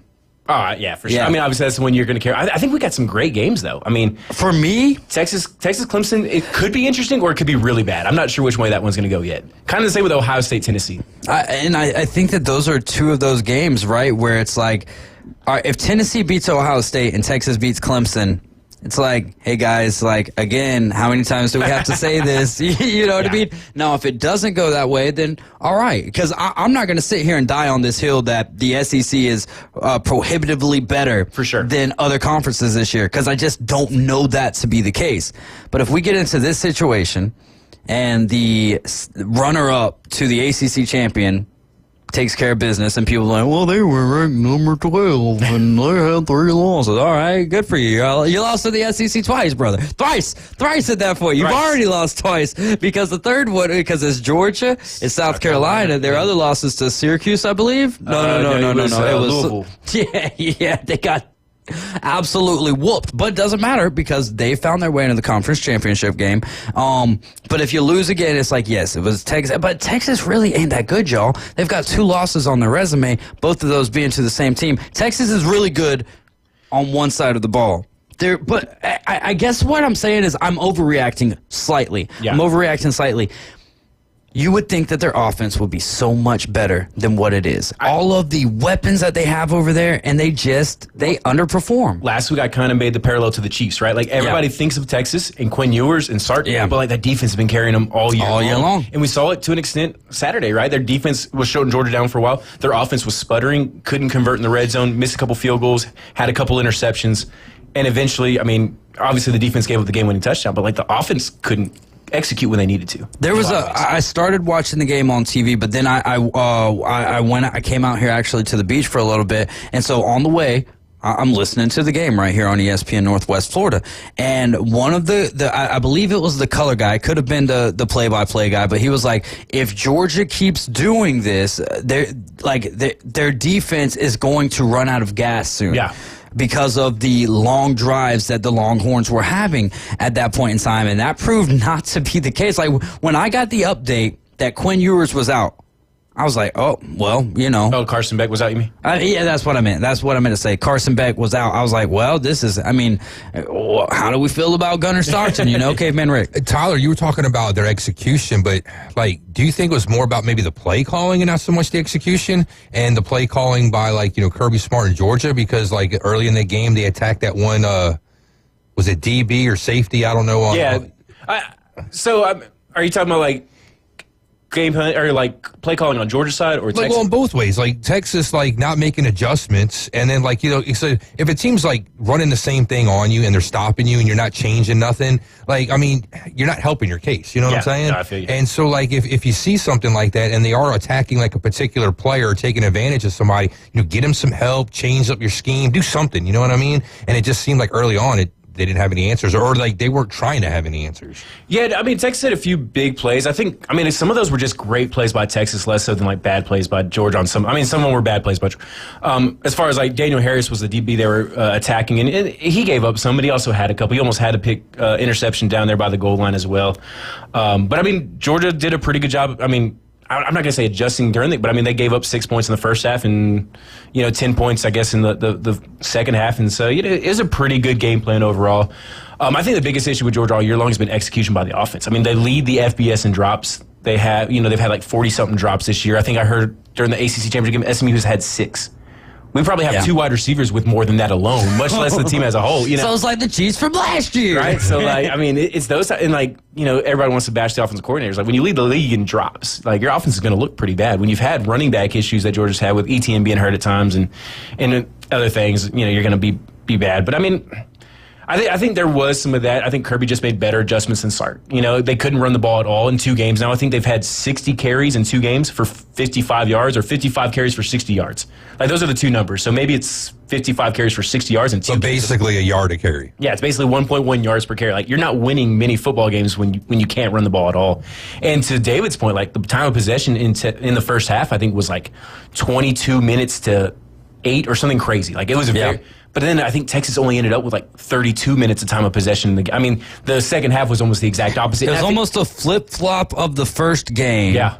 But the difference was Georgia was able to capitalize in the first half of the game in Austin. And Texas did not. And Texas did not in the game in Atlanta. Yep. And in the second half, Georgia was able to right their mistakes in Atlanta, and Texas was not able to put the game away. And that first drive was just so indicative of what's going to happen here. Who's imposing their will more? And then also the other thing is how beautiful was that ending? Like, Hollywood could not have wrote a better ending. I haven't heard many people talking about the fact that Carson Beck came in to walking like dead arm out here. Like, how am I going to take a snap right here? And then I'm like, they're direct snapping this. Like, there's no way they're going to, They're like, I'm kind of surprised we didn't do some kind of wildcat, wild dog, whatever you want to call it, formation.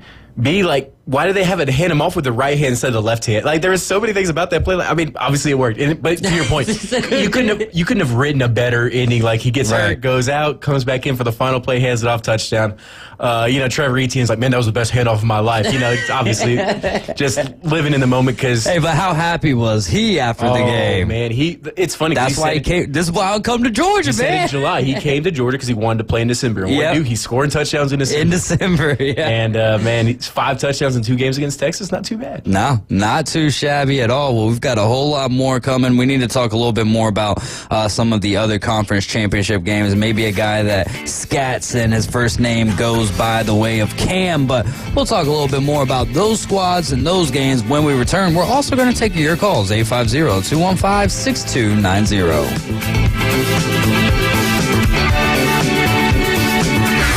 ESPN Northwest Florida. The Magic plays here. The NBA Cup continues tonight as the Orlando Magic are in the semifinals and play at the Milwaukee Bucks live from the Fiserv Forum. Tip-off coming up at 6. Your new home for select Orlando Magic games. The NBA is on. ESPN Northwest Florida. This is Joanna with ESPN Northwest Florida with your Tuesday's weather. Tonight there will be a moderate breeze out of the southwest, a likelihood of thunderstorms and clouds, and 63. A possibility of thunderstorms and some clouds tomorrow morning, colder at 61. In the afternoon and evening, clear and a moderate breeze right around 16 miles per hour with a high of 56. Colder at 57 Thursday, and we'll have sunshine. This forecast is brought to you by Earthworks of Northwest Florida. Thank you for listening to ESPN Northwest Florida. Rely on it. Are you tired of hearing 2 weeks when you call to get your boat worked on? Hey folks, it's Chris Kramer with Kramer Marine and Outdoor, and we'll get you in and back out on the water as quick as possible. We're a full-line Yamaha outboard dealer and Suzuki outboard dealer, and we have master-trained certified mechanics on site. So if it's just an annual service, electronics install, trolling motor install, or all the way up to a full repower, we can take care of you. So stop by and see us in the corner of Frankfurt and 23rd next to Bill Kramer GM, or call us at 850-851-0453. Reliable Copy Products is proud to be the exclusive dealer in Northwest Florida for Kyocera office equipment. Reliable Copy Products has been committed to providing professional, personalized service for the last 35 years. They understand that the right equipment does not always fall within today's budget requirements, so they offer several options for the equipment you need today for the growth you expect tomorrow. Call James Smothers at 784-6601. 784-6601. Reliable Copy Products on Harrison Avenue, just north of Bay High School. From the diamond to the end zone, from the studio to the sideline, we're the destination for sports on the Gulf Coast. ESPN Northwest Florida. Now back to the Afternoon Underdogs.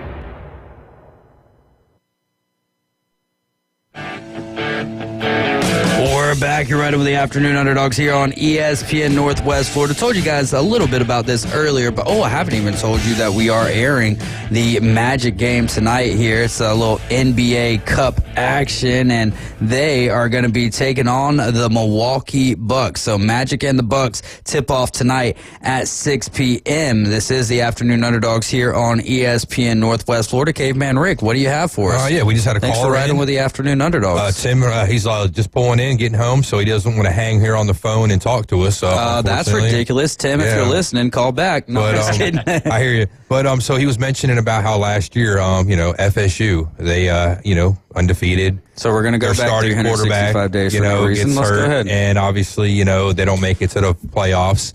And it's the caveat that, is it the same for Georgia right now? Who was Florida State playing in the ACC championship last year? No, I'm sorry to raise my voice about this. Who was Florida State playing in the ACC championship last year? Listen, I, as much as anyone, think Florida State got screwed over last night. There's a big difference in someone getting... the committee saw what Florida State was doing prior to that game against North Alabama. Then they go to, what game was it next? Florida. All right. They sputter there, but they get a victory. Highly noted. Should have been acknowledged. Then they take on Louisville. Should have been acknowledged that they won the ACC championship. The committee didn't think so. Okay?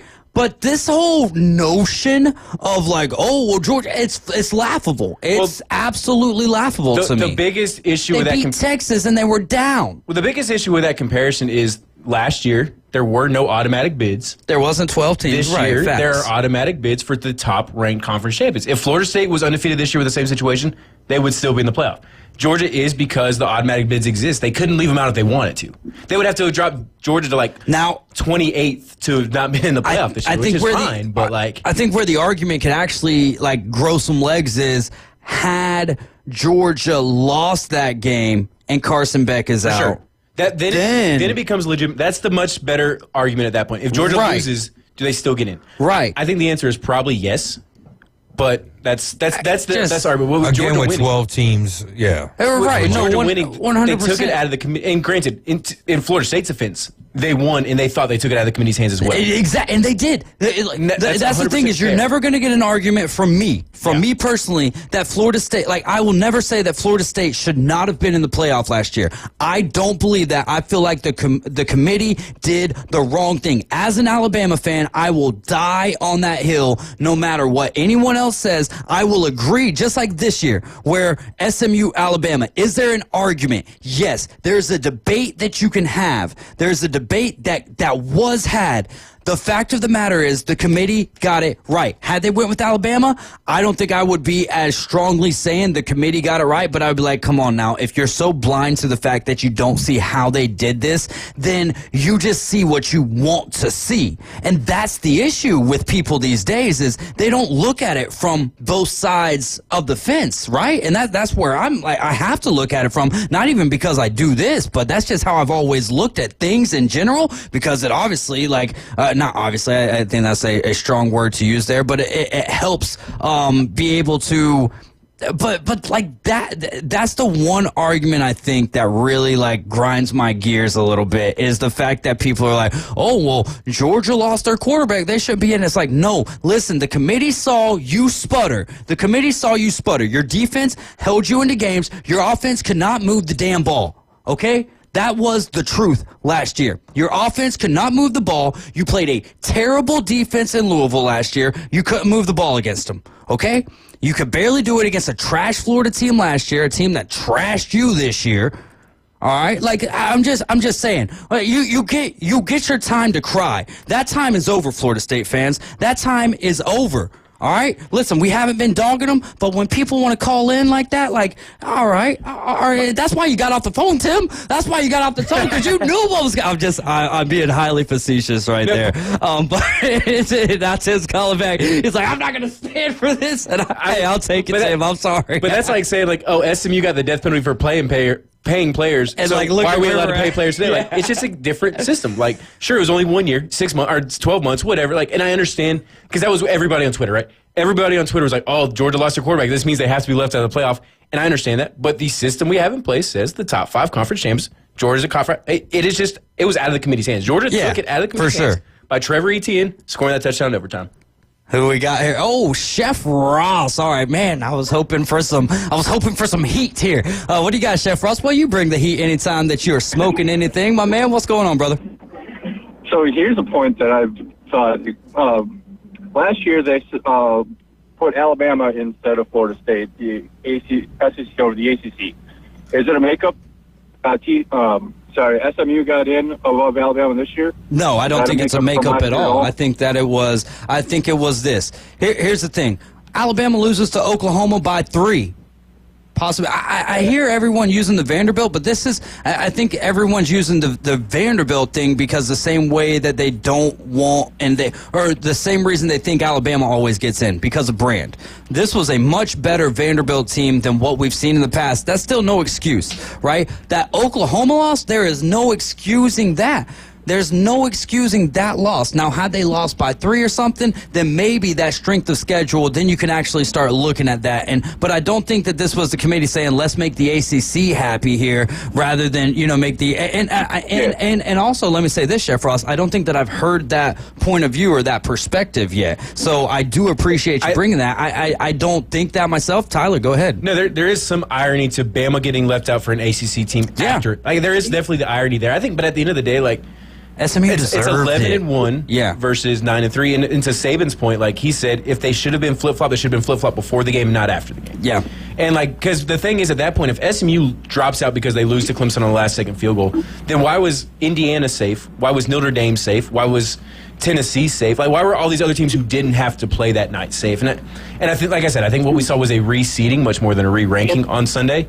But yeah, there is a hilarious amount of irony as a non-ACC or non-Florida State fan, not Bama fan, like as a neutral observer to both sides, because I actually predicted and I thought they made it right last year when they put Bama in. Dave won't say that. I'll say it. I know, and we disagree on that, and we disagreed on it last year. But like as a impartial, like there is a hilarious amount of irony. I don't think it was a makeup call, but I think they just did. I think what they did what was right for the conference championship games, knowing that those make so much money for the conferences. And not just that, but if you're gonna give the automatic qualifier, you can't have teams who are going to that game and say, well, this game doesn't matter anyways. So well, it's like, why should a team be punished for a game that 99% of college football isn't playing? Yeah. And I think that's what we saw, and that's what the committee said they would do, and they were men and women of their words. Yeah.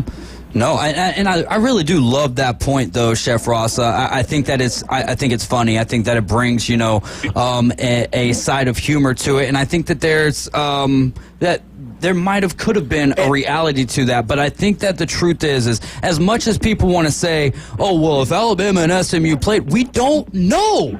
We don't know what would happen if Alabama and SMU played, though. SMU could wipe the floor with Bama. We don't know that. Oklahoma did. I agree that Bama would be a big favorite in the books. Yeah, but okay, I think Vegas could have them by like 14. So it's Vegas make mistakes. Right. So was Ohio State and Michigan. Right. I mean, how many times do the underdogs win? And that's why we play the game. And this is why I've been such a proponent, such a supporter of the 12-team playoff, because everyone thinks like, no, if that was the case, every team would be undefeated. Georgia would not have lost to Alabama because Georgia was a favorite. Yeah. Georgia was a favorite in that game on the road in Tuscaloosa. Georgia would have never lost to Ole Miss. Georgia would be undefeated right now. Texas, well, no. Georgia would have lost to Texas because Texas was a favorite. Right, twice. Okay, so, like, that's the thing is we can play those Vegas games, and I'm not saying that you are, that anyone is, but a lot of us do. I play the same games in my own head, all right? We can play those games all day long, but the fact of the matter is SMU could walk into Happy Valley and smash them on a whiteout game. And we don't know. I think part of us, like especially the average fan, we differentiate eye test and like Vegas. Oh, well, like I've watched both teams play, but Vegas would have them favored, so obviously they're the better team. I think that's a problem. I think there also is a little bit extra irony because SMU is one of the teams that Florida State said was watering down the ACC, and now here they are in the playoff. So there is some of that, like going back to the original point, like, there's a whole lot of irony involved in this whole situation. There is, and I really am proud of the committee for sticking to their guns. My other point, though, too, guys, is if the conference championships really mattered, and the debate was you have an 11-1 team that won their conference championship on Friday night, their only loss is okay. We're talking Power Four. Power Four. Go ahead and finish. Go ahead and finish. Yeah.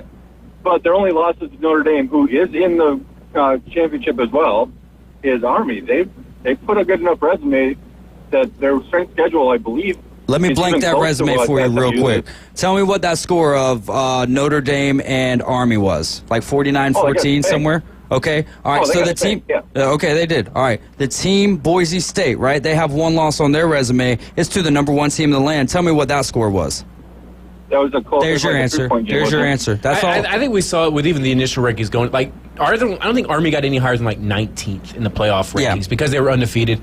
And I think the committee was ranking them based on the eye test, what they saw. Like, it's got, and when you're not in a Power 4 conference, you are at the whim of the committee because they don't feel obligated to give you any sort of respect whether you earn it or not. And there's only going to be one of you. And I much as anybody would have loved to see Army made the playoff. I think everybody would have loved it for the most part. And I still, and I know that I'm kind of jumping off into a different lane right here, but I think that Army got, I don't want to use that word. I think that Army got messed over because they had such a great season. I will never take that away from them. But y'all got them playing Marshall? Like, give them someone with a brand. Like, Navy got Oklahoma. Oklahoma is what, 6-6? Navy's 8-3. But Navy's getting a better branded bowl game than what Army is. You know what I'm saying? Like, Army is 11-1. They had this great season, and this is no disrespect to Marshall, but now you're playing Marshall when you should be playing Colorado. I would have been cool if it was Army and Miami. I think that it should always be first team out and second team out. I think those two teams should be automatically playing a bowl game. Forget all your bowl ties and stuff like that. Like, I'm sick of those bowl ties. I think at this point in time, we've got 12 teams in the college football playoff. We're dealing with Colorado, BYU playing in a bowl game because of bowl ties. I finally looked that up today. And so basically Colorado is acting for the next 2 years in that particular bowl game that they're playing in as the Pac-12 representative. As the Pac-12 representative, and BYU is the Big 12 representative. Neither one of BYU might have been in the Big 12 last year. Yeah, they were.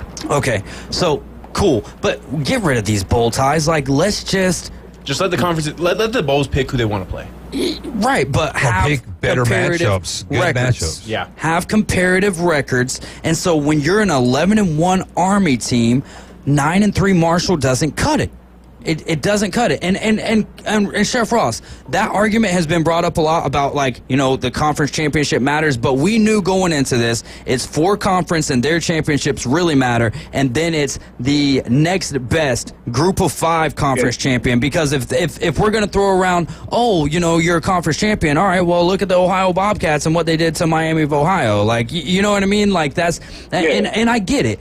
Army had a wonderful season at 11-1, no doubt, and I think that they got absolutely disrespected by having to play Marshall for their game, because this is something. Well, I don't know if it does anything for Army's recruits necessarily, but Chef Ross, my man, anything else you got for us? No, just a little bit about the baseball thing with the Juan Soto deal. Yeah, what's your thoughts there? Why do teams continue to offer these 15-year contracts? There's never been one that is paid off beneficial to the team.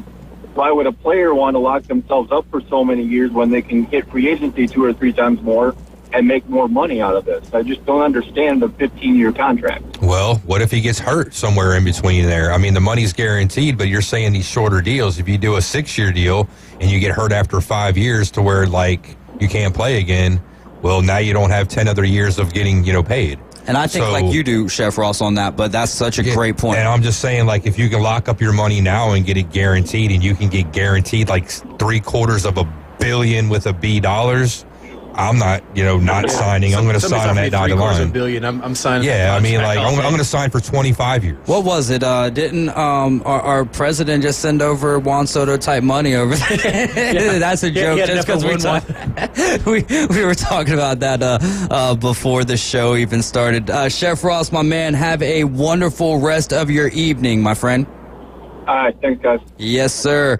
Don't forget, we got Wrestling Against Cancer 10 coming up. That's going to be early February, so y'all make sure to keep it locked into the station, and please help out. Please come to the event. Let's pack it out. But also, if you can't make it, we would. I'm not. No, I am. This is my cousin that we're doing this one for, so I'm begging you guys, like, help out with donations, anything that you can do, because I'm seeing this one a little bit closer to the vest, if you will, than I have any of the others. And when you start to see the financial woes that it puts on a family, you're like, wow, that's very tough. And Florida State fans, listen. I know that I went a little ham on you right there, but listen, you no more crying. No more crying about that. And for the Alabama fans, if you're crying about this, stop it. You don't even get you got one day, you got 12 hours. You had your 12 hours to cry about that. If you don't know by now as an Alabama fan that we did not deserve to be in the college football playoff, And Nick Saban, my shout out to you would be, don't ride so hard for Bama anymore. I love it that you do, but now you're an analyst. So, like, give it to me how you see it, you know? And that's how you see it, then, hey, keep on being honest. I love him as the addition on college football playoff, but sometimes it's like, dude, you're wearing the red suit. Like, there was a couple times during the playoff show he was like saying we. Yeah, he's been doing that all year long. He's been doing it all year long. He's been programmed, though. It's been, 15 years? It might take a year to kind of get it worn off. It might take a little bit more than that, but that's a great point. Caveman Rick, Tyler Bishop, David Hayes, we're the Afternoon Underdogs. You're tuned into ESPN Northwest Florida. Don't forget, the Orlando Magic are coming up this evening. Tip-off at 6 p.m.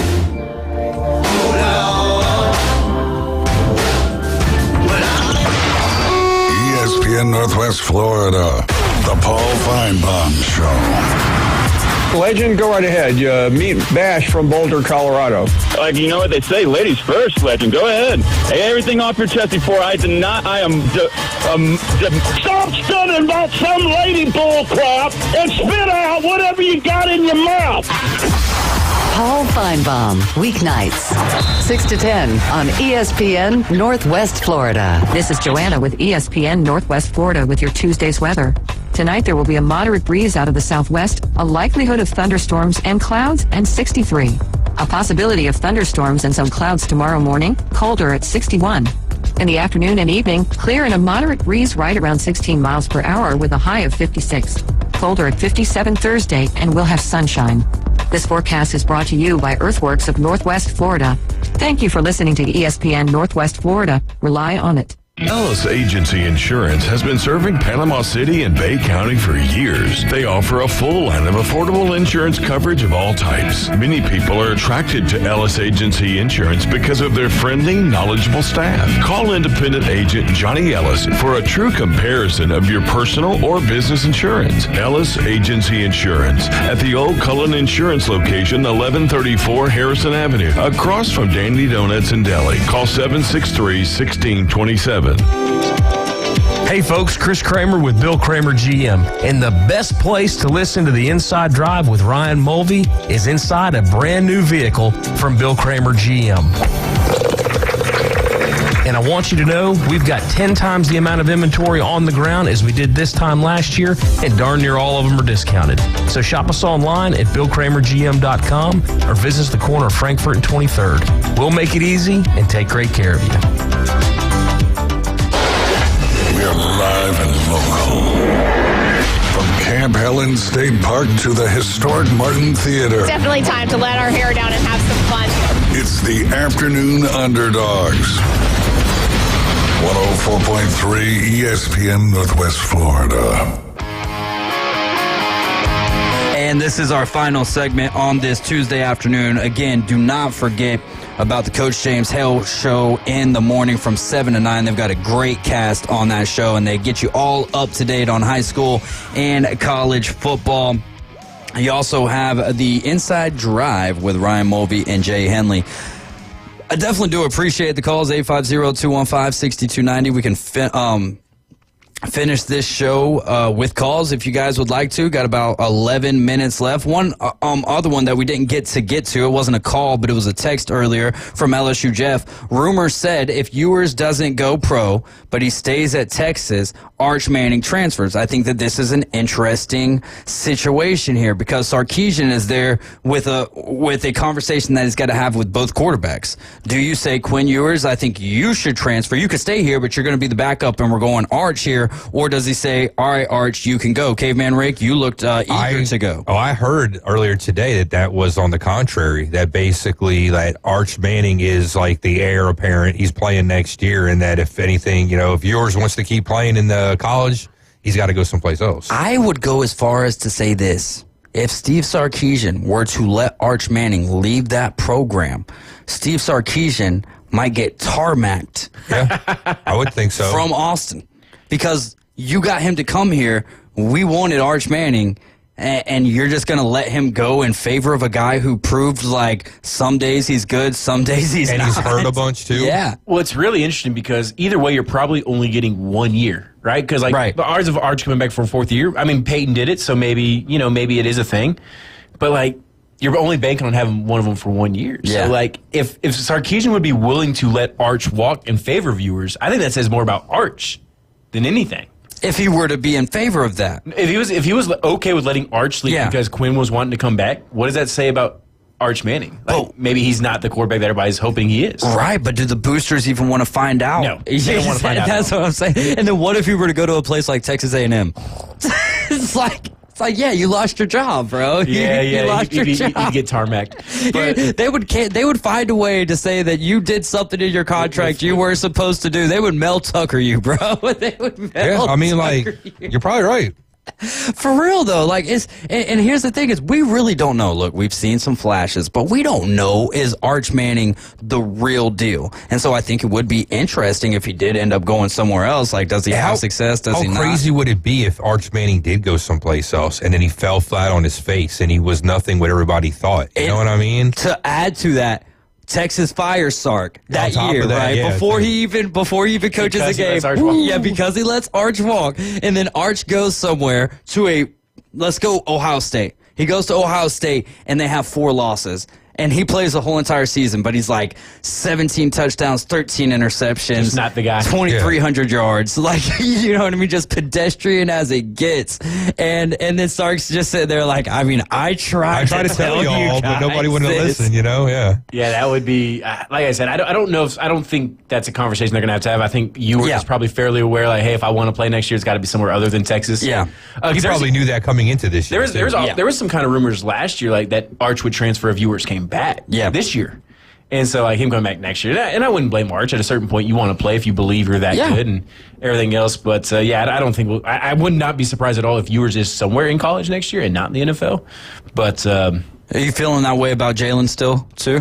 A little bit. The fact that he's not already in the portal means I may have been wrong about him and Kalen DeBoer. I just, for whatever reason, I had no substantial evidence to feel I just had a hankering that maybe they weren't the best fit. I mean, and with all of the wide receivers that have already left too, though, it's maybe he's still weighing, trying to get his NFL grade back because he still has time to enter the portal if he so chose. But like I said, there's part of Jalen Milroe's game that would not surprise me if he's not considered a top 2-round NFL guy. And then at that point, does he want to go pro and risk dropping into day 3, or does he want to go somewhere in college? But I mean, I guess if he goes if he goes somewhere else, or if he stays at Bama, whatever. But I almost feel like it's almost a risk to come back to college because I feel like your draft stock's not gonna. But then again, we looked at what the mock draft for 2026 looks like, and it's like. Rough. Whoever, raise your hand, and you could be at the top of that list. So Jalen Milroe, my brother brought this up the other day. If Bill Belichick ends up being the guy in North Carolina, with the Saban connection, the NFL, like wanting to legitimately try to NFL train for a year in the ACC. And you brought up Gus Malzahn too, but that one is beautiful. Milroe and Belichick. Wouldn't it depend on who your OC is going to be? And is it Belichick's kid? Because I mean, he's a DC. Yeah, okay. So that's what I would think. So I'm saying it would depend on probably who your OC is, because you can bring in Bill Belichick, but he's a defensive guy, and I'm assuming Bill Belichick is going to be a traditional offense to an extent, right? And so, but does that mesh well with Milroe? If he wants to go in the NFL, isn't he going to have to find a offense that's going to fit him? Like, you know what I'm saying? Like, yeah, but the NFL has kind of moved off of those Belichickian style days, but the Belichickian style still works very well in the NFL. Quarterbacks are becoming a thing of the past, man. You got to be able to move around. I think you can adapt quarterback run into. Burrow is still pretty much a predominantly pocket passer. Herbert, like, these guys can run, but they run only when absolutely necessary, right? Like it's not like the Chiefs are incorporating a ton of like quarterback runs in the Patrick Mahomes offense. Designed. You know, the Bills do. The Bills do. The Bills, the Ravens. Baker Mayfield's a scrambler. Like, you got to be able to play off schedule. You know what I mean? Yeah, And like those typical statue type quarterbacks, it's a little bit more difficult for them to play off schedule. That's true. That is true. Which is like a Gunnar Stockton, right? Yeah. Like, isn't he more of a statue style pocket passer? No, he's more mobile. He's more mobile than what Carson Beck was. Gotcha. I think I'd be pretty surprised if he's not going to get like 12 carries a game in the playoffs here. That takes some pressure off of the running backs as well, but it also puts pressure on the aptness, the aptability, if you will, of your quarterback getting injured. And then what are we going to, Jaden Rashad at that point?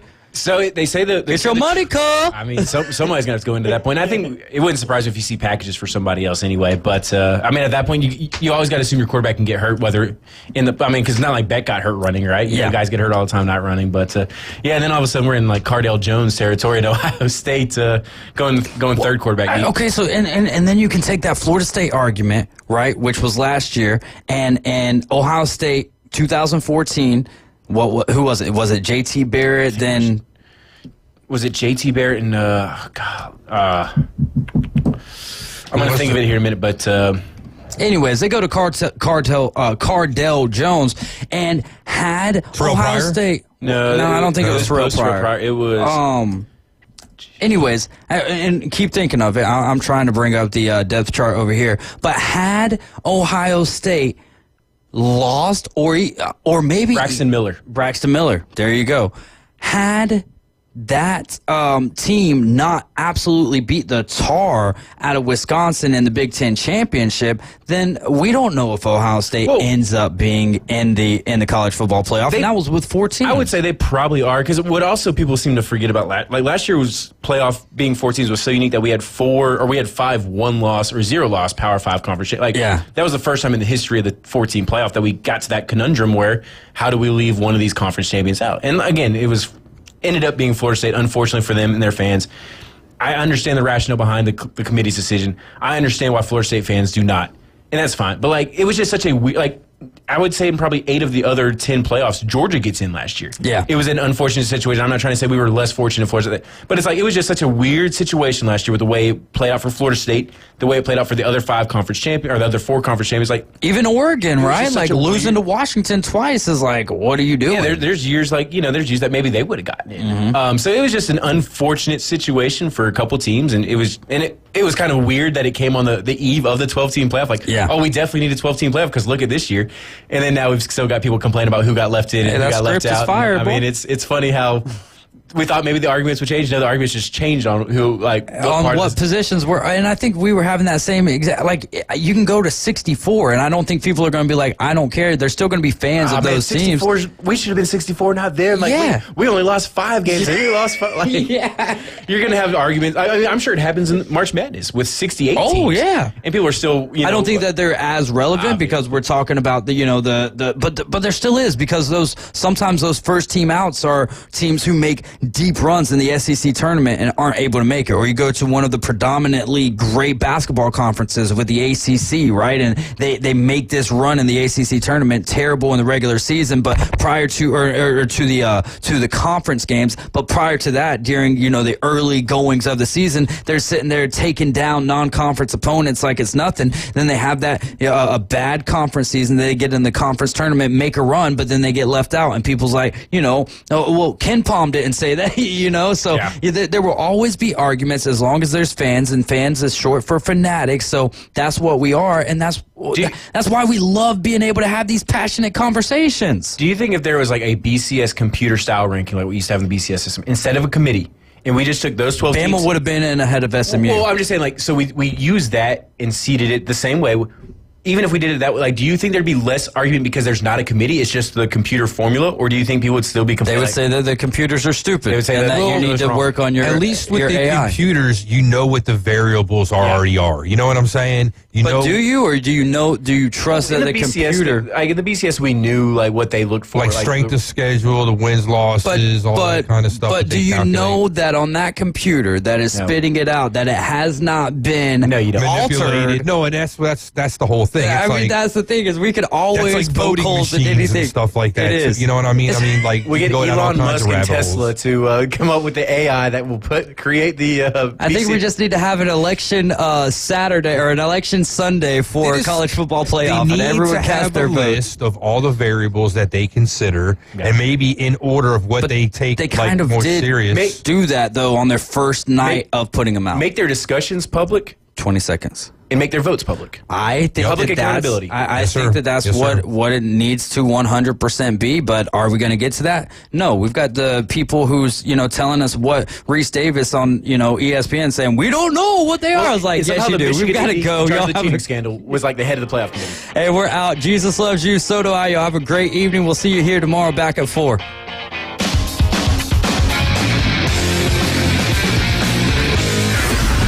ESPN Northwest Florida. The magic plays here.